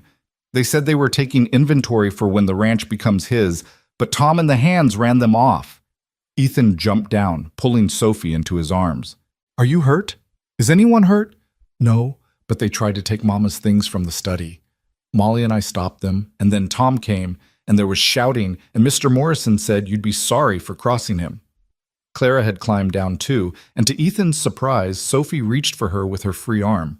Clara didn't hesitate, joining the embrace, the three of them standing together like the family they weren't quite yet. "What's burning?" Clara asked. "Some old furniture from the barn Mr. Morrison's men broke when Tom made them leave," Molly explained. "Figured it was better to burn it than let it clutter things up." But Ethan saw the truth in Tom's eyes when the foreman approached. Whatever Morrison's men had broken had been deliberate, a warning. "Everyone's all right, boss," Tom said quietly. "But they'll be back. Men like that don't give up easy." "No, they don't." Ethan pulled the letter from his coat. "But neither do we. Tom, I need you to ride to town tomorrow. This gets delivered directly to Morrison's hand. Make sure there are witnesses." Tom grinned, understanding. "With pleasure, boss." That night, dinner felt different. Sophie sat between Ethan and Clara instead of just next to her father, chattering about her adventures defending the house. She'd apparently wielded a fire poker while Molly threatened Morrison's men with her cast-iron skillet. "We were very brave," Sophie announced. "Weren't we, Miss Clara?" "You were," Clara agreed, "though I wasn't here for the battle." "But you stood up to Mr. Morrison before, Papa told me. You used big words and made him turn red like a tomato." "Did he now?" Clara glanced at Ethan, who suddenly found his potatoes very interesting. "He said you were magnificent." Sophie sounded out the word carefully. "What does that mean?" "It means impressive," Clara explained, her cheeks pink. "Then you were magnificent, and today Molly and I were magnificent too." "Indeed you were," Ethan agreed, ruffling his daughter's hair. "My magnificent defenders." After Sophie went to bed, asking Clara to tuck her in alongside Ethan, another first, the adults sat on the porch in their customary chairs, but the space between them felt smaller somehow, charged with possibility. "Thank you," Ethan said, "for everything. The legal help, being kind to Sophie, not running when things got dangerous." "Where would I run to?" Clara asked, but her tone was gentle, almost teasing. "Anywhere safer than here. Safety's overrated." She pulled her shawl closer. "Besides, I meant what I said in Denver. We're in this together. Partners. Partners." She stood, pausing at the door. "Ethan, that night in Denver, when you said you keep all your vows, yes? I want you to know I do too. I may not have chosen this marriage, but I choose to honor it. Whatever comes." She went inside before he could respond, leaving him alone with the stars, and the growing realization that somewhere between I do and Denver, he'd begun to see her not as an obligation, but as possibility. Not Margaret, never Margaret, but Clara. Complex, intelligent, brave Clara, who stood up to bullies and taught his daughter about medicine and looked beautiful in moonlight. The thought terrified him. It felt like betrayal, like forgetting, like moving on. But it also felt like spring after a long winter, like the first green shoots pushing through frozen ground. Life insisting on itself despite loss, despite grief, despite the thousand reasons it shouldn't. In the house, he heard Clara moving around her room, preparing for bed. Soon, she'd be lying in that narrow bed, perhaps thinking of their shared night in Denver, perhaps wondering like he was what it meant that the space between them was shrinking with each passing day. Morrison would retaliate. The fight for the ranch was far from over. There would be more challenges, more dangers. But for the first time since Margaret's death, Ethan didn't feel like he was facing them alone. He had Clara now, unexpected, unsought, but increasingly essential Clara. "We," she'd said, like it was the most natural thing in the world. And maybe, just maybe, it was starting to be. Morrison's response came 3 days later, delivered not by messenger but by the man himself, accompanied by Sheriff Bradley and 2 deputies. Ethan was mending fence in the north pasture when he saw the riders approaching, their dust cloud visible long before their faces. He whistled sharply, the signal that brought Tom and the other hands running. "Stay calm," he told his men. "No one draws unless they do." But it was Clara who met them at the house, standing on the porch with Sophie behind her, partially hidden by her skirts. She'd seen them coming from the window where she'd been teaching Sophie arithmetic, and something in their formation had warned her this wasn't a social call. "Mrs. Walker?" Morrison tipped his hat mockingly. "How charming you look today. Is your husband about?" "He's working, as honest men do," Clara replied evenly. "Perhaps I can help you?" "I doubt that very much." Morrison pulled a document from his coat. "This is a court summons. Seems there's been some question about damages to my property." "What damages?" Clara kept her voice steady, though her heart was racing. "My men report they were assaulted while conducting legal business on this ranch. One has a broken nose, another a cracked rib. I'm seeking compensation." "Your men were trespassing," Clara said, "and any injuries they sustained were the result of their own aggressive behavior." Sheriff Bradley shifted uncomfortably in his saddle. He was a decent man, Clara knew, but Morrison held his mortgage too. The whole town was caught in the banker's web one way or another. Ethan arrived then, Zeus lathered from the hard ride. He dismounted smoothly, positioning himself between Clara and Morrison. "What's this about?" Morrison repeated his claims, embellishing the story with each telling. According to him, his men had been peacefully documenting property when they were set upon by ranch hands wielding clubs and firearms. "That's a lie," Tom said, having just arrived. "They were trying to force their way into the house. Mrs. O'Brien hit one with a skillet when he grabbed Miss Sophie." "A violent household indeed," Morrison said smoothly. "I'm sure the judge will be interested to hear about the dangerous environment young Sophie is being raised in. Perhaps the child would be better off in more civilized care." The threat was clear. Clara felt Ethan tense beside her, saw his hand move toward his gun. She caught his wrist, squeezing gently. "Sheriff Bradley," she said, stepping forward. "You're a fair man. Will you take statements from all witnesses, not just Mr. Morrison's men?" The sheriff looked uncomfortable, but nodded. "That would be proper, ma'am." "Then please, come inside. Mrs. O'Brien can tell you exactly what happened." The next hour was tense, with Molly providing her account while Morrison's face grew progressively redder. The housekeeper was unshakable in her testimony, and even Morrison's attempts to twist her words failed. "The man put his hands on Miss Sophie," Molly stated firmly, "tried to carry her off when she wouldn't tell him where her papa kept his papers. Any mother would have done what I did, and what Mrs. Walker would have done if she'd been here." "She's not the child's mother," Morrison snapped. "She is now," Sophie piped up, surprising everyone. "Papa married her, so she's my mother now. Maybe not my first mother, but my now mother." Clara's eyes filled with tears. She quickly blinked away. Ethan's hand found hers, squeezing briefly in acknowledgement of the moment. Sheriff Bradley closed his notebook. "Seems to me this was a misunderstanding that got out of hand. No charges will be filed on either side." Morrison's face purpled. "This is outrageous. I demand—" "You demand nothing on my ranch," Ethan said quietly, dangerously. "You've had your investigation, Sheriff. Now I'll thank you all to leave." Morrison leaned forward in his saddle. "You have 30 days, Walker. 30 days to pay in full, or I'll take this ranch piece by piece. and your little lawyer friend in Denver can't help you with that. After they left, Clara found herself shaking. Ethan guided her to a chair, pressing a glass of whiskey into her hands. "Drink," he ordered gently. "I don't usually eat. Today you do." The liquor burned, but it stopped the trembling. Sophie climbed into her lap, something she'd never done before, and Clara held her close. "Did I do good?" Sophie whispered. "Calling you my now mother?" "You did perfect, sweetheart," Clara whispered back, kissing the top of her head. That evening, after Sophie was asleep, Ethan found Clara in the study going through ledgers by lamplight. She'd taken to working there in the evenings, and he no longer felt the sharp pain of seeing someone else in Margaret's space. "What are you doing?" "Looking for money," she said bluntly. "We need $3,000 in 30 days, or we need to find legal grounds to stop him.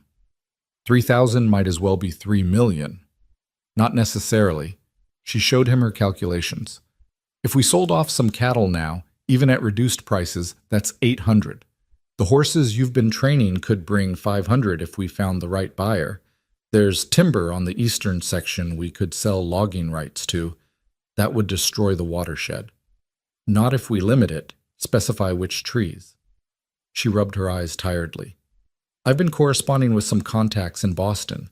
There might be investors interested in Western ventures." "You've been writing to Boston?" He was surprised she hadn't mentioned it. "My father's former partner. He's wealthy, always looking for investments. I thought maybe—" She trailed off at his expression. "You hate the idea." "I hate being in debt to anyone else." Even to save the ranch?" He was quiet for a long moment, then sat down across from her. "Tell me about this partner." They worked until past midnight, exploring options, discarding most as impractical or too risky. Finally, Clara set down her pen. "There is one other possibility," she said carefully. "My aunt in Boston. She's wealthy, widowed, no children. She never approved of my coming west, said I was throwing my life away. But if I wrote to her, explained the situation, asked her to save your failure of a marriage?" The bitterness in his voice stung. "Is that what this is? A failure? Isn't it? You're trapped on a failing ranch with a man who can't—" He stopped abruptly. "Can't what?" "Can't be the husband you deserve," he finished quietly. "Can't love you the way a husband should love his wife." The words hung between them, heavy with implication. Clara stood slowly, moving around the desk to where he sat. She knelt beside his chair, looking up at him with those green-gold eyes that seemed to see right through him. "Ethan, I need you to listen to me. Really listen." She took his hand in both of hers. "I didn't come to this marriage expecting love. I came expecting survival. But what I've found, it's more than I hoped for. You're grieving, and that's all right. I'm not asking you to stop loving Margaret. I'm not asking you to love me. I'm just asking you to stop punishing yourself for being alive." He looked down at their joined hands, her pale fingers intertwined with his sun-bronzed ones. "Sometimes I forget she's gone," he admitted. "I'll see something and think, wait until I tell Margaret, and then I remember. And then I feel guilty when I realize I've gone hours without thinking of her. That's not betrayal, that's healing. Is it? Because lately I've been—" He stopped, unable to voice what he'd been feeling when he looked at Clara, when he heard her laugh with Sophie, when he lay awake thinking about their night in Denver. "Been what?" "Noticing things. About you." The admission came out rough. "The way you hum when you're cooking, how you bite your lip when you're concentrating, the way the sunlight catches in your hair when you're working in the garden." Clara's breath caught. "Ethan, I don't know what to do with these feelings, Clara. They feel like betrayal, but they also feel like life, like waking up after a long sleep." She raised their joined hands to her lips, kissing his knuckles gently. "There's no rush. We have time to figure this out." "Do we?" "Morrison's giving us 30 days. Then we'll fight him. Together." That word again. Together. It was beginning to sound less like a business arrangement and more like a promise. The next morning brought unexpected hope in the form of Sam Fletcher himself, riding up with a grin that said he had good news. "I've been digging into Morrison's past," he announced over coffee. Turns out our friend has been playing this game in 3 other territories. There are warrants in Kansas and Missouri for fraud. How does that help us? Ethan asked. Because if we can prove a pattern of fraudulent lending, we can petition the territorial governor for an investigation. Morrison would have to freeze all collections until it's resolved. Clara leaned forward eagerly. What would you need? Testimonies from other victims. Documentation of the fraudulent practices. Sam pulled out a list. These are names of people Morrison's forced off their land in the past 3 years. If even half of them will testify. They're scattered across the territory, Ethan pointed out. It would take weeks to track them all down. Then we'd better start now, Clara said, already standing. I'll take the northern settlements. Ethan, you go south. Tom can manage the ranch for a few days. You can't travel alone, it's too dangerous. Then send one of the hands with me. They argued about it for an hour before reaching a compromise. Clara would take the northern routes with Ben, the youngest and most trustworthy of the ranch hands. Ethan would go south alone, covering more ground on horseback. They'd meet back in 5 days with whatever testimonies they could gather. Be careful, Ethan said as Clara prepared to leave. They stood by the wagon, Ben already in the driver's seat trying not to obviously eavesdrop. You too. She hesitated, then rose on her toes to kiss his cheek. Come back safe. He caught her waist as she pulled away, holding her in place. Clara, when this is over, we'll talk, she promised, about everything. The next 5 days were the longest of Clara's life. She and Ben traveled from homestead to homestead, collecting stories of Morrison's cruelty. The Hendersons, forced to sell their farm for a quarter of its value. The Millers, who'd lost everything when Morrison changed their interest rate without notice. The Johnsons, whose daughter had been forced to work in Morrison's house to pay off a debt that never seemed to shrink. Each story made Clara angrier, more determined. She documented everything meticulously, had each person sign their statement, gathered whatever papers they'd kept. On the 3rd day, they stopped at a small homestead where a young widow named Mary Patterson lived with her 3 children. Her story was the worst yet. Morrison came calling 2 weeks after my husband died, Mary said, her voice hollow. Said I couldn't possibly manage the farm alone, offered to buy it for barely enough to get us back east. When I refused, he had the sheriff evict us for non-payment of taxes. Taxes my husband had already paid, but Morrison had destroyed the receipts. Would you testify to this in court? Clara asked gently. Mary looked at her children, playing in the dust outside. What if Morrison comes after us again?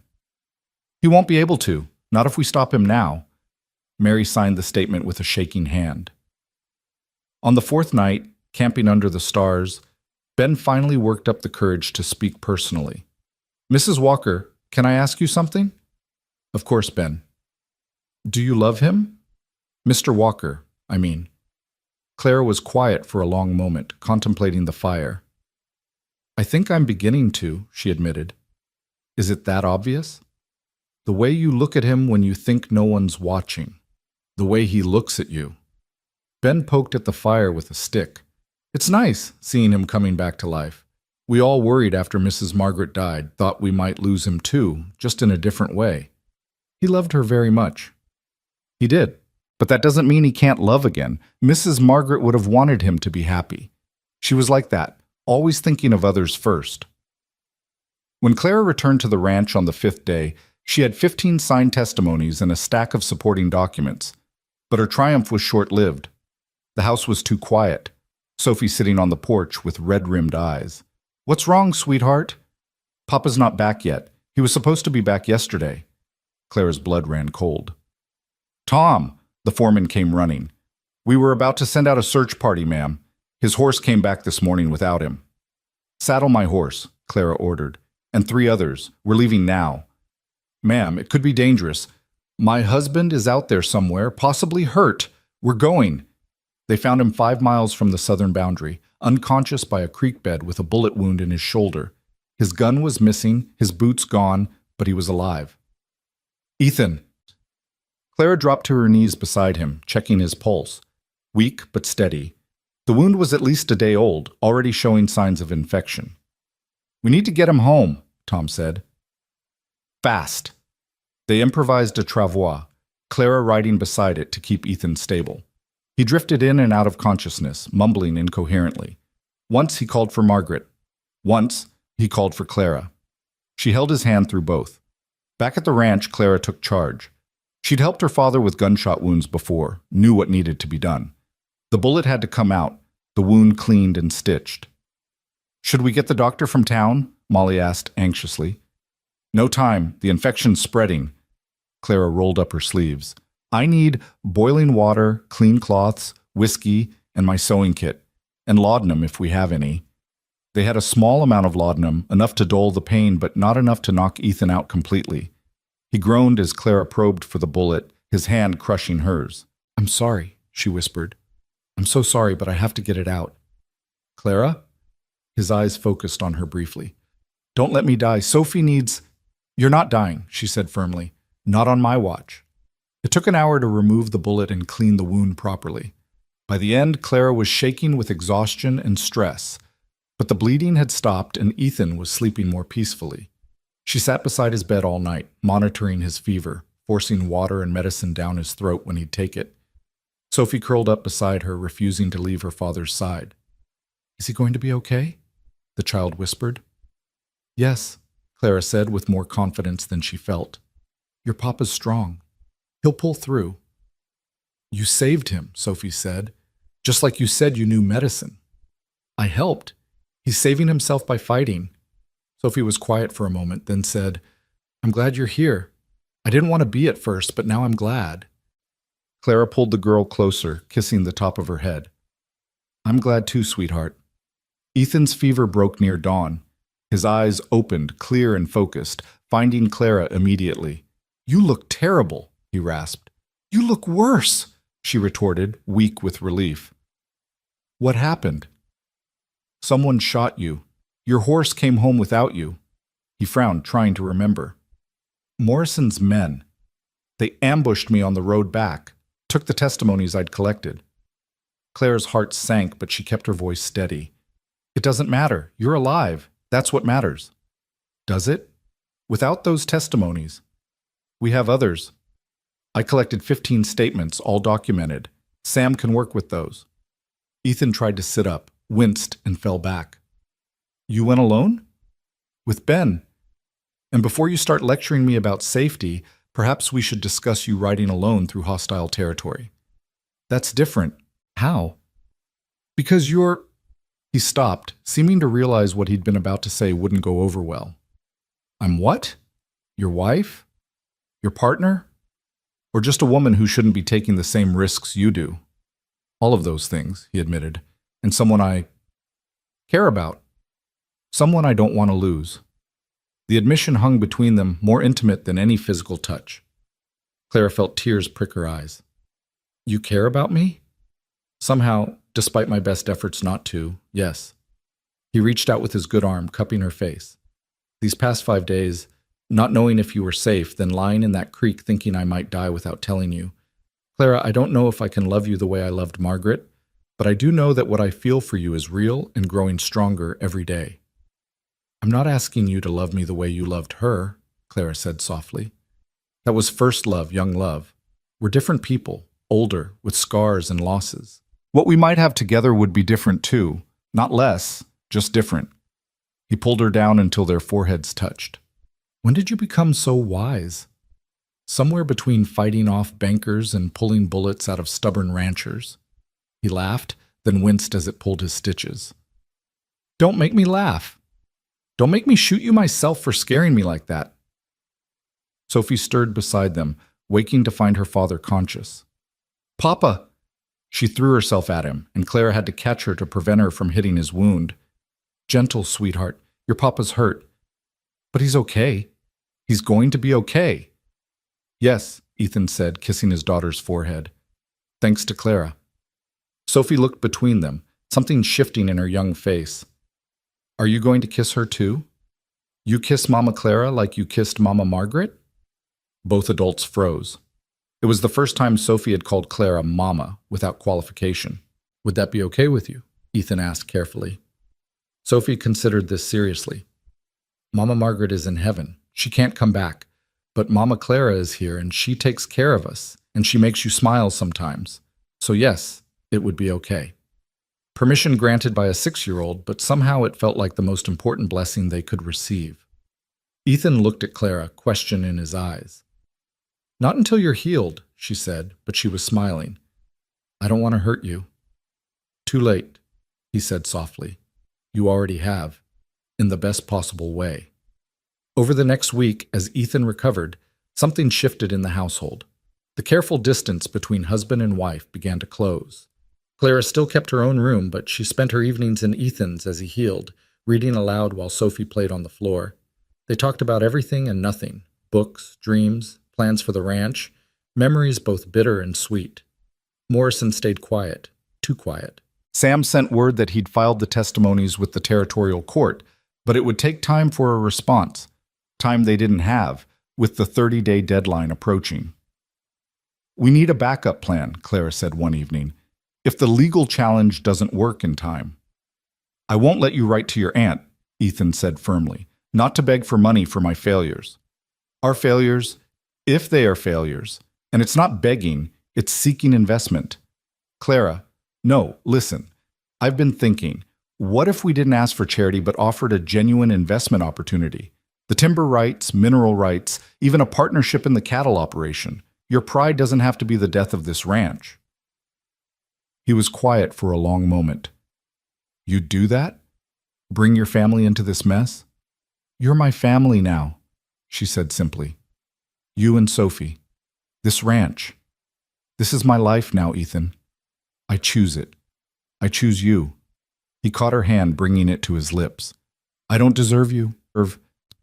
"Probably not," she agreed with a small smile. "But you're stuck with me anyway." That night she wrote 2 letters. One to her aunt in Boston, laying out a business proposition with clear terms and potential returns. The other to her father's former partner, making a similar offer. She didn't tell Ethan about the second letter, not wanting to get his hopes up.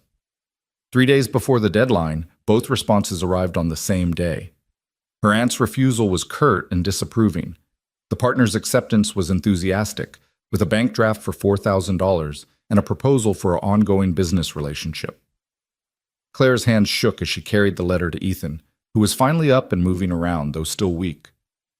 "Read this," she said. He did, his eyes widening.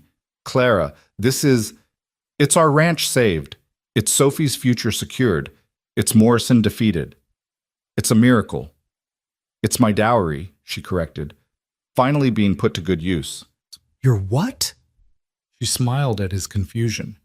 "You didn't think the daughter of a Boston doctor came west without any resources, did you?" "I've been in contact with my father's partner about accessing my inheritance. This just gave me a reason to claim it." "You've had money this whole time?" "Tied up in investments, yes. I couldn't access it without either marrying or turning 30. "Marrying you solved that problem." Ethan stared at her. "So you could have left any time. Been independent." "I could have," she agreed. "But somewhere along the way, I stopped wanting to leave. I started wanting to stay, to fight for this place, for this life." She paused. "For you."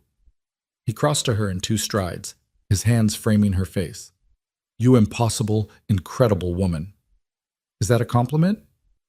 "It's a declaration," he said, and kissed her. It wasn't their first kiss. That had been at their wedding, brief and obligatory. This was different. This was choice and promise, and the first tentative steps toward a future neither had expected, but both were beginning to want desperately. When they broke apart, Sophie was standing in the doorway grinning. "Finally," she announced. "I thought you two would never figure it out." Clara laughed, opening her arm to include the girl in their embrace. Sometimes adults are slower than children to see what's right in front of them. "Much slower," Sophie agreed solemnly. The next morning they rode to town together, all 3 of them, to face Morrison at the bank. Clara wore her best dress, Ethan his Sunday suit, and Sophie her favorite pinafore. They looked like what they were becoming, a family united. Morrison's face went from smug to shocked to furious as Ethan counted out the full payment plus interest on his desk. "This isn't over," Morrison snarled. "Actually it is," Sam Fletcher said, entering with Sheriff Bradley and a federal marshal. "Harold Morrison, You're under arrest for fraud, usury, and theft. We have statements from 17 victims and evidence of your criminal activities across 3 territories. As Morrison was led away in chains, still sputtering threats, Clara felt Ethan's arm come around her waist, pulling her close. "We did it," he murmured against her hair. "Together," she agreed. The weeks following Morrison's arrest brought an unexpected peace to the Double W Ranch, like the calm after a violent storm. Yet Clara couldn't shake the feeling that something was shifting between her and Ethan, something deeper than their partnership against Morrison. She noticed it in small moments, the way his hand lingered on her shoulder when he passed behind her chair, how his eyes sought hers across the dinner table, the smile that played at his lips when he caught her teaching Sophie in the study. One evening in early October, as golden aspens painted the mountainsides, Clara stood at the kitchen window watching Ethan work with a young colt. Sophie sat on the fence, calling out encouragement, her laughter carrying on the crisp air. The scene was so perfectly domestic, so beautifully ordinary, that Clara's heart ached with a longing she couldn't quite name. "You love him," Molly said quietly beside her. Clara didn't deny it. Is it that obvious? To everyone but him, probably. Men can be thick about these things. The older woman dried a plate thoughtfully. "Margaret would have liked you, you know. Would have been glad it was you." "You don't have to say that." "I'm not one for pretty lies, Mrs. Walker. I mean it. She worried about them those last weeks. Made me promise to help Ethan find someone strong enough to handle his stubborn nature, but gentle enough to heal Sophie's heart. Seems to me you're doing both." Before Clara could respond, Tom burst through the door, his face grave. "Mrs. Walker, we've got trouble. There's a man in town asking questions about you. Says he's from Boston. Knows your family." Clara's blood ran cold.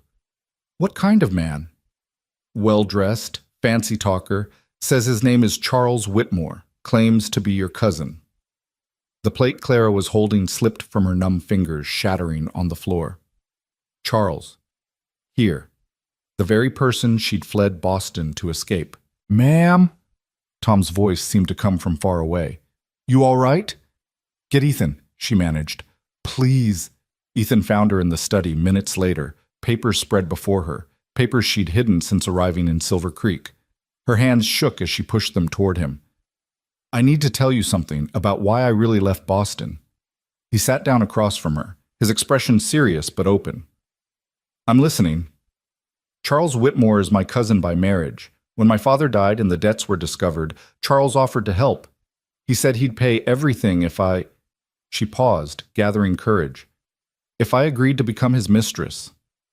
Ethan's face darkened dangerously. "He what?" "He's married, has been for 10 years. But he said he'd always wanted me, that this was my chance to save my father's reputation and have security. When I refused, he started spreading rumors that I'd been my father's assistant in more than medical matters.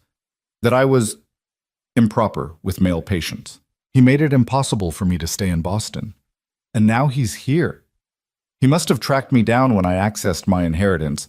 He probably thinks—" She stopped, unable to voice her fears. "He thinks he can still claim you somehow." Ethan's voice was deadly quiet. "He's wrong." He stood, and Clara saw him check the gun at his hip. "Ethan, no. Violence won't solve this." "Maybe not, but it'll make me feel better." "Please." She caught his hand. "Let me handle this my way first. If Charles is here, he wants something. Money, probably, or just to torment me.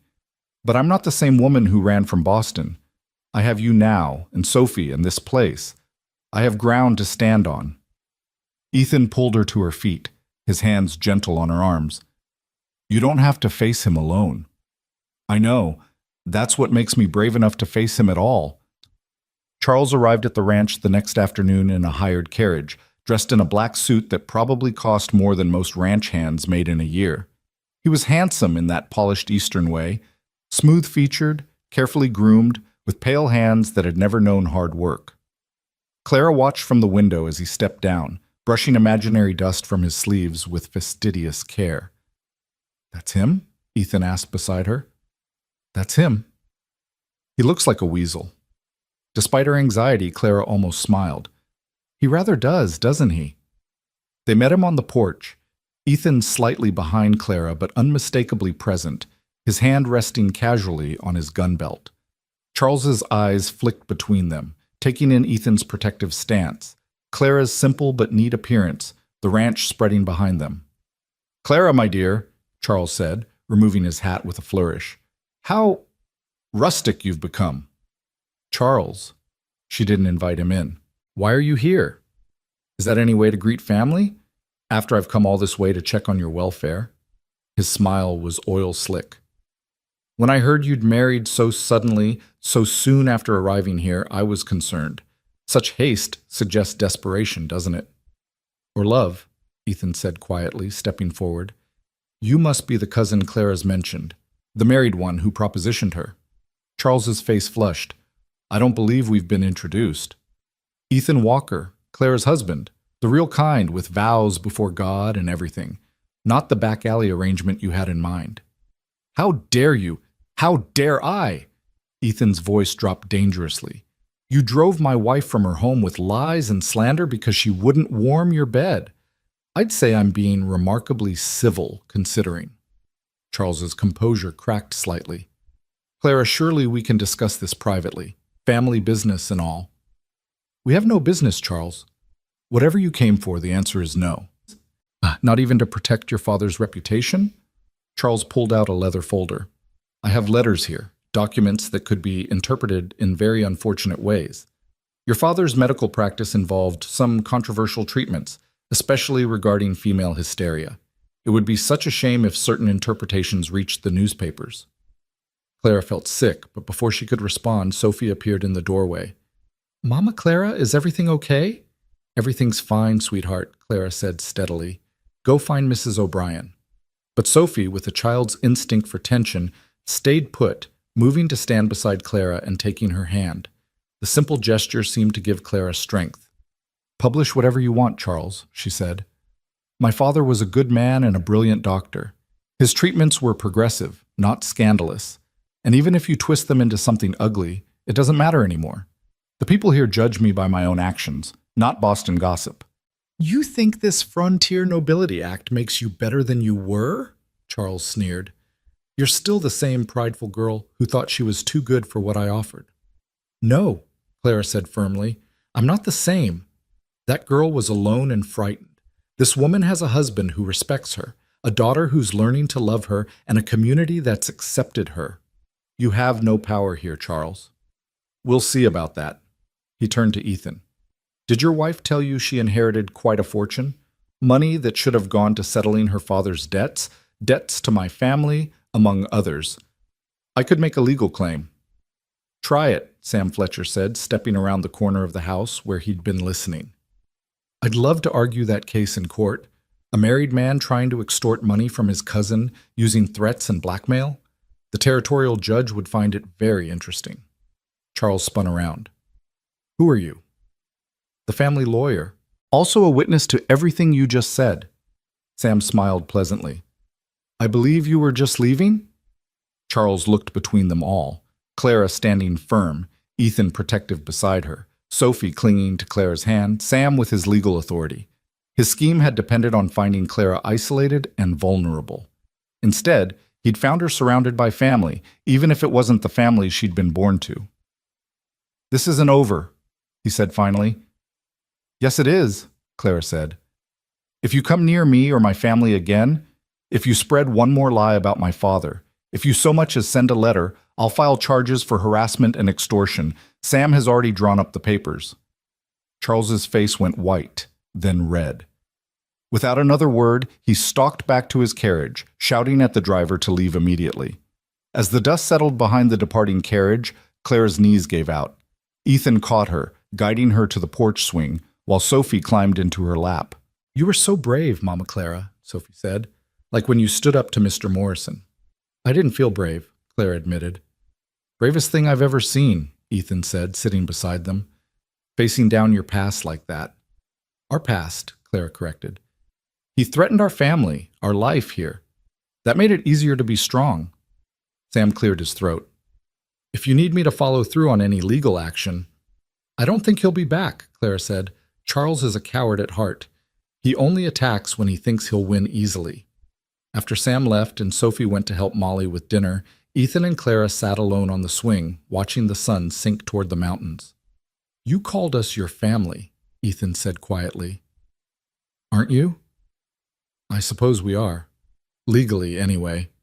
Is that all?" The question slipped out before Clara could stop it. Ethan was quiet for a long moment. Then he stood, holding out his hand. "Come with me."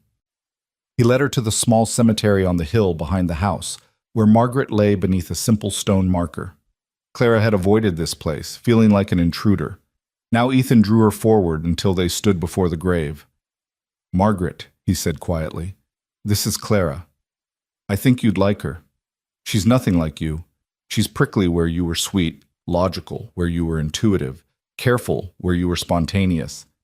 But she loves Sophie, and she's saved this ranch, and she makes me want to live again instead of just survive."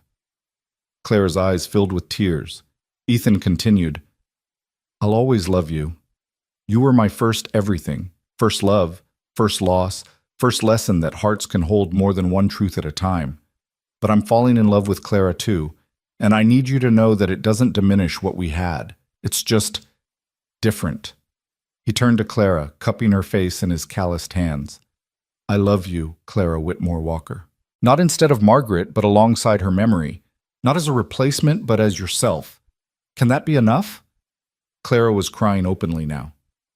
"It's everything," she whispered.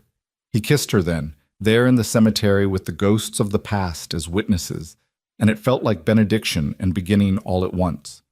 When they broke apart, a red-tailed hawk circled overhead, crying once before disappearing into the sunset. Margaret loved hawks, Ethan said softly, said they were freedom itself. They walked back to the house hand in hand, finding Sophie and Molly setting the table for dinner. It looked so normal, so domestic, but Clara saw it with new eyes.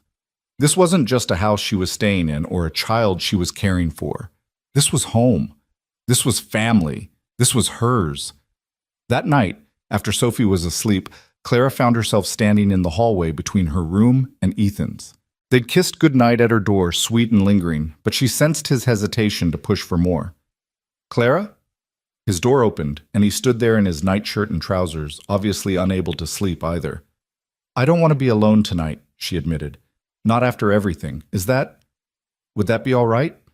He held out his hand in answer, drawing her into his room. Their room now, she supposed. The bed where he'd grieved alone for so many months suddenly seemed like a place of possibility rather than sorrow. They lay facing each other in the moonlight, not touching at first, just looking. Clara saw the silver threading through his dark hair, the lines that grief and weather had carved around his eyes, the scar on his chin from some long-ago accident. He wasn't handsome in Charles's polished way, but he was real and solid in hers. "I'm scared," she admitted. "Of what?" "Of being happy. Of believing this is real. Of losing it all." He reached out, tracing her cheekbone with one finger. "I can't promise nothing bad will ever happen, but I can promise to face it with you. Together." "Together," she echoed, and closed the distance between them. Their coming together was gentle and tentative, two people who'd been broken learning to be whole again. Ethan was patient, reverent, treating her body like something precious. Clara had expected to feel like a substitute, but instead she felt cherished for exactly who she was. Afterward, they lay entwined, Clara's head on Ethan's chest, listening to his heartbeat. "I didn't think I'd ever have this again," he murmured into her hair. "Have what?" "Peace, contentment, hope for tomorrow." He pressed a kiss to her forehead. "Love." They talked through the night, sharing stories they'd held back before. Clara told him about growing up as a doctor's daughter, the joy of learning medicine, the patients she'd helped save. Ethan shared memories of his childhood on a small farm in Ohio, his decision to come west, meeting Margaret at a barn dance, and knowing within minutes she was the one. "Do you believe in fate?" Clara asked as dawn approached. "I didn't. Thought life was just random chance and choice. But now..." He pulled her closer.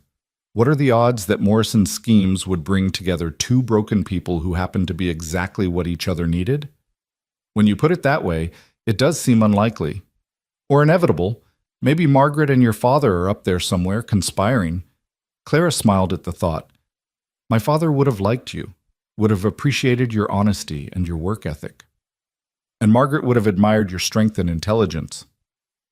They fell silent as the room lightened, comfortable in their closeness.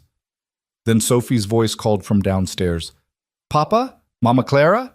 Breakfast. I suppose we should get up, Clara said, though she made no move to leave his arms.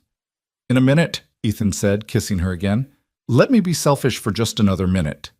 But it was several minutes before they rose, dressed, and went down to face the day as what they'd finally become. Truly husband and wife. The next months passed in a blur of happiness Clara had never expected to find. The ranch prospered with the investment money, allowing them to expand the herd and start the orchard Clara had envisioned.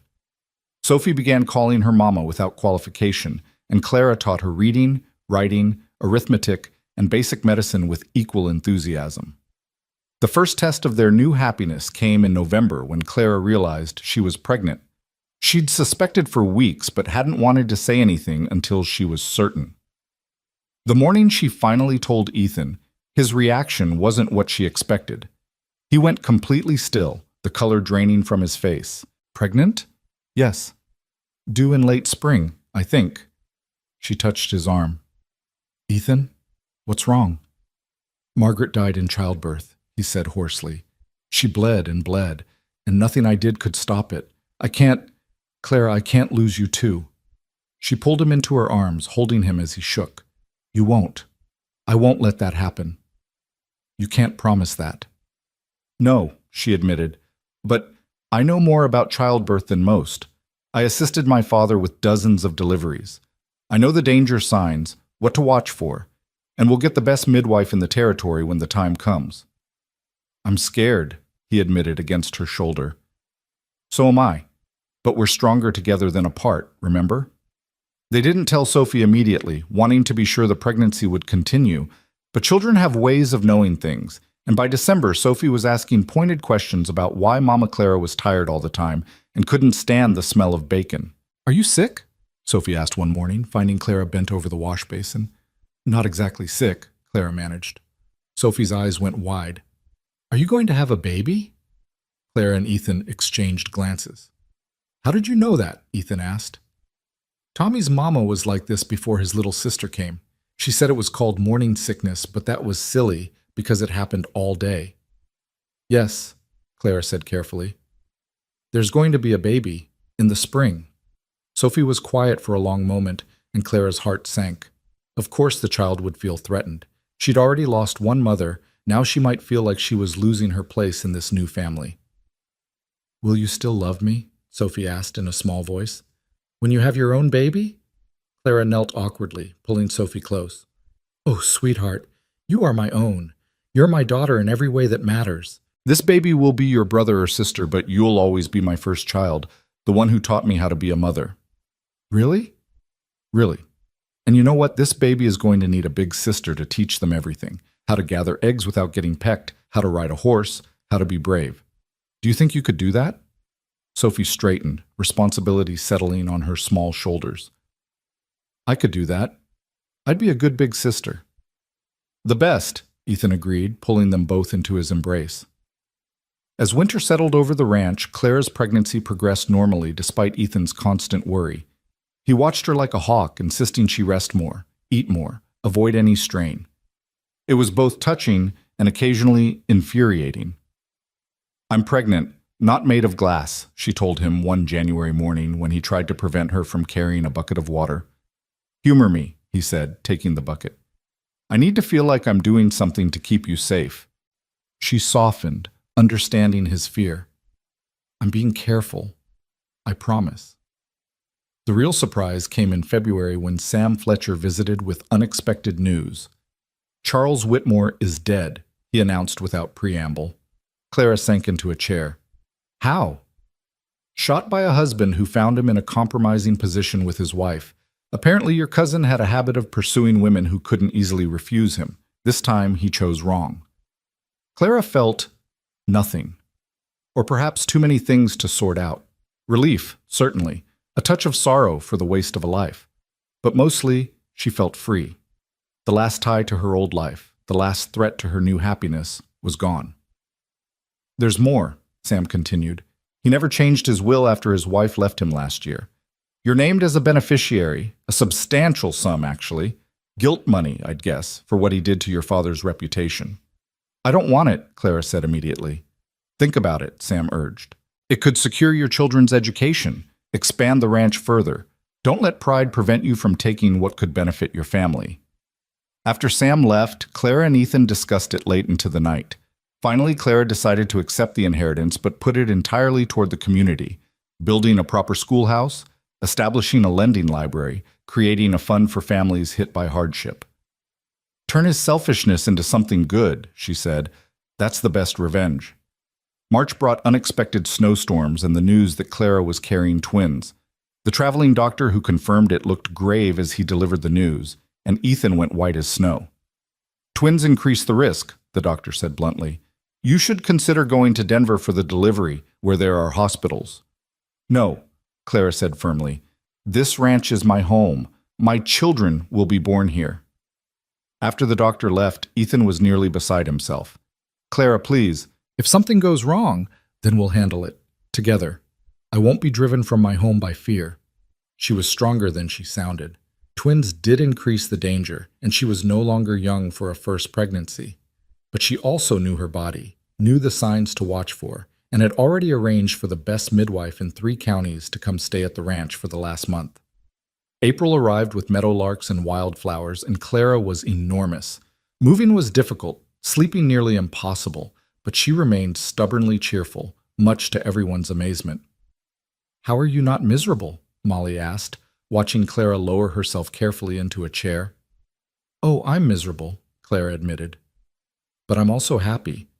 These babies are proof that life goes on, that families can be rebuilt after loss. How can I not be grateful for that?" The midwife, a German woman named Greta, who delivered hundreds of babies, arrived in mid-April. She examined Clara thoroughly and pronounced her healthy, though she pulled Ethan aside for a private word that left him even more anxious. "What did she say?" Clara demanded. "That twins are tricky, that we should be prepared for anything." "We are prepared. We have everything ready." "She means prepared to lose you," Ethan said rawly. "I can't do this again, Clara. I can't." She pulled him down beside her on the bed, holding his face between her hands. "Look at me. Really look at me. I'm strong.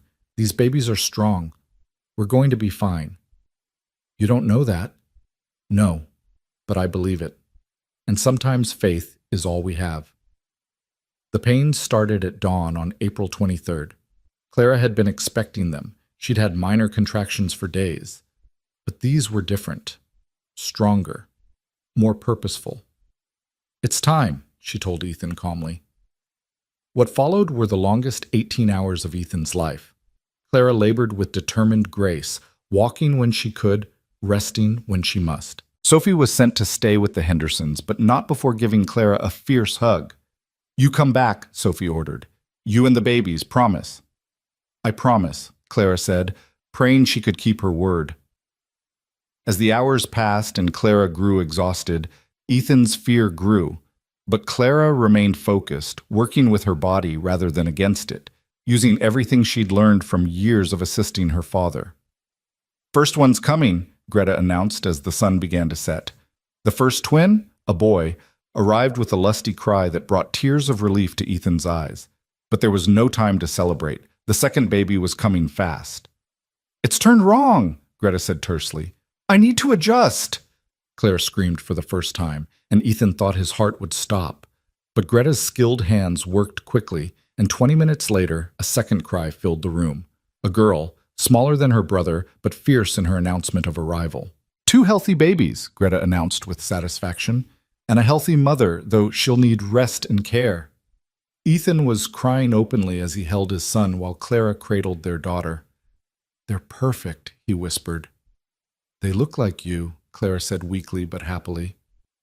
"Poor things." He laughed through his tears. "What should we name them?" They'd discussed names for weeks, but now, looking at their children, Clara knew. "William for him, after your father, and Rose for her." "Rose?" Ethan was puzzled. For the wild roses on the hill where you told me you loved me, where past and present came together. Sophie was brought home the next morning to meet her siblings. She approached the bed cautiously, peering at the bundles in Clara's arms. "They're so small," she whispered. "You were this small once," Ethan told her. "Really?" Sophie reached out tentatively to touch Rose's tiny fist. The baby gripped her finger and Sophie's face lit with wonder. "She's holding me." "She knows you're her big sister," Clara said. "She knows you'll protect her." "Both of them," Sophie said firmly. "I'll protect both of them and teach them everything, how to ride and read and make medicine and be brave." "All the important things," Clara agreed. As the family adjusted to life with twins, the ranch community rallied around them. Women brought food and offered advice. Men helped Ethan with the ranch work so he could spend more time at home. It was, Clara realized, exactly what she'd fled Boston to find, a place where neighbors were family and family was everything. One evening in May, as Clara sat in the rocking chair nursing Rose while Ethan held William and Sophie read aloud from one of her new books, Clara felt a profound sense of completion. This wasn't the life she'd planned or expected. She'd thought she'd be a spinster teacher, alone but independent.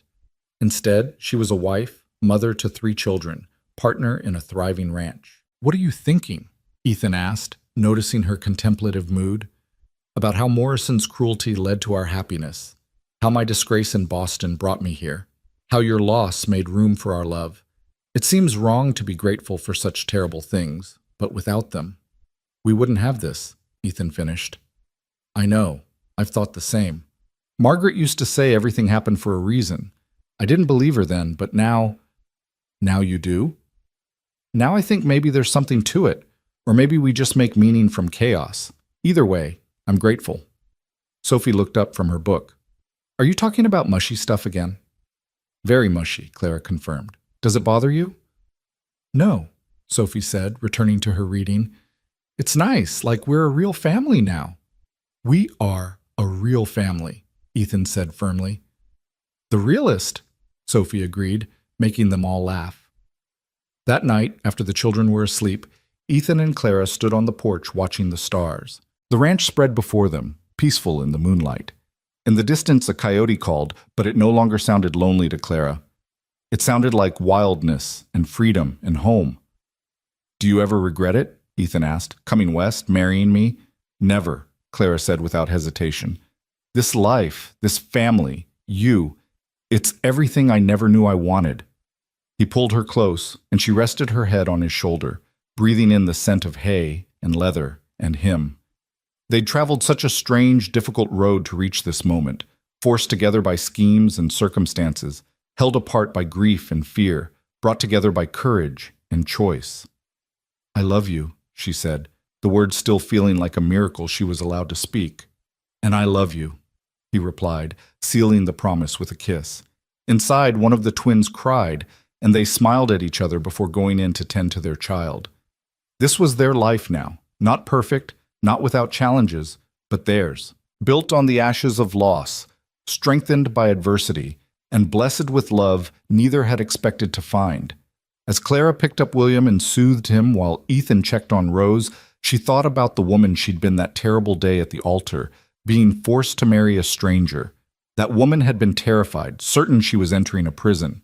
She'd had no idea she was actually stepping into her future, into a love story that would prove sometimes the best things come from the worst beginnings. "Thank you," she whispered to whatever force had orchestrated this unlikely happiness. To Margaret, perhaps, for loving Ethan first and teaching him to love deeply. To her father, for giving her the strength and skills to fight for what mattered. To Morrison, ironically, for forcing 2 stubborn hearts together. And to Ethan, for choosing to let love grow again despite his fear. The baby settled, and Clara returned him to his cradle. Across the room, Ethan had Rose against his shoulder, swaying gently and humming a lullaby Clara recognized, one Margaret had probably sung to Sophie. But it didn't hurt to hear it. This wasn't about replacing or forgetting. It was about continuing, about love being big enough to hold past and present, memory and hope, loss and joy. "Come to bed," Ethan said softly. "Tomorrow we'll be here soon enough." She took his offered hand, and together they walked to their room, leaving the door cracked so they could hear if the children needed them. As they settled into bed, Clara pressed close to Ethan's warmth, marveling at how natural this felt now. "Tell me something," she said into the darkness. "What?" "If you could go back, knowing everything, would you still marry me that day?" He was quiet for a moment, then turned to face her in the moonlight. "I'd marry you sooner. I'd waste less time fighting it. I'd tell Morrison thank you instead of cursing him." He traced her face with gentle fingers. "Would you?" "Yes," she said simply. 1,000 times yes." They kissed, soft and sweet, a promise renewed. Outside, the wind picked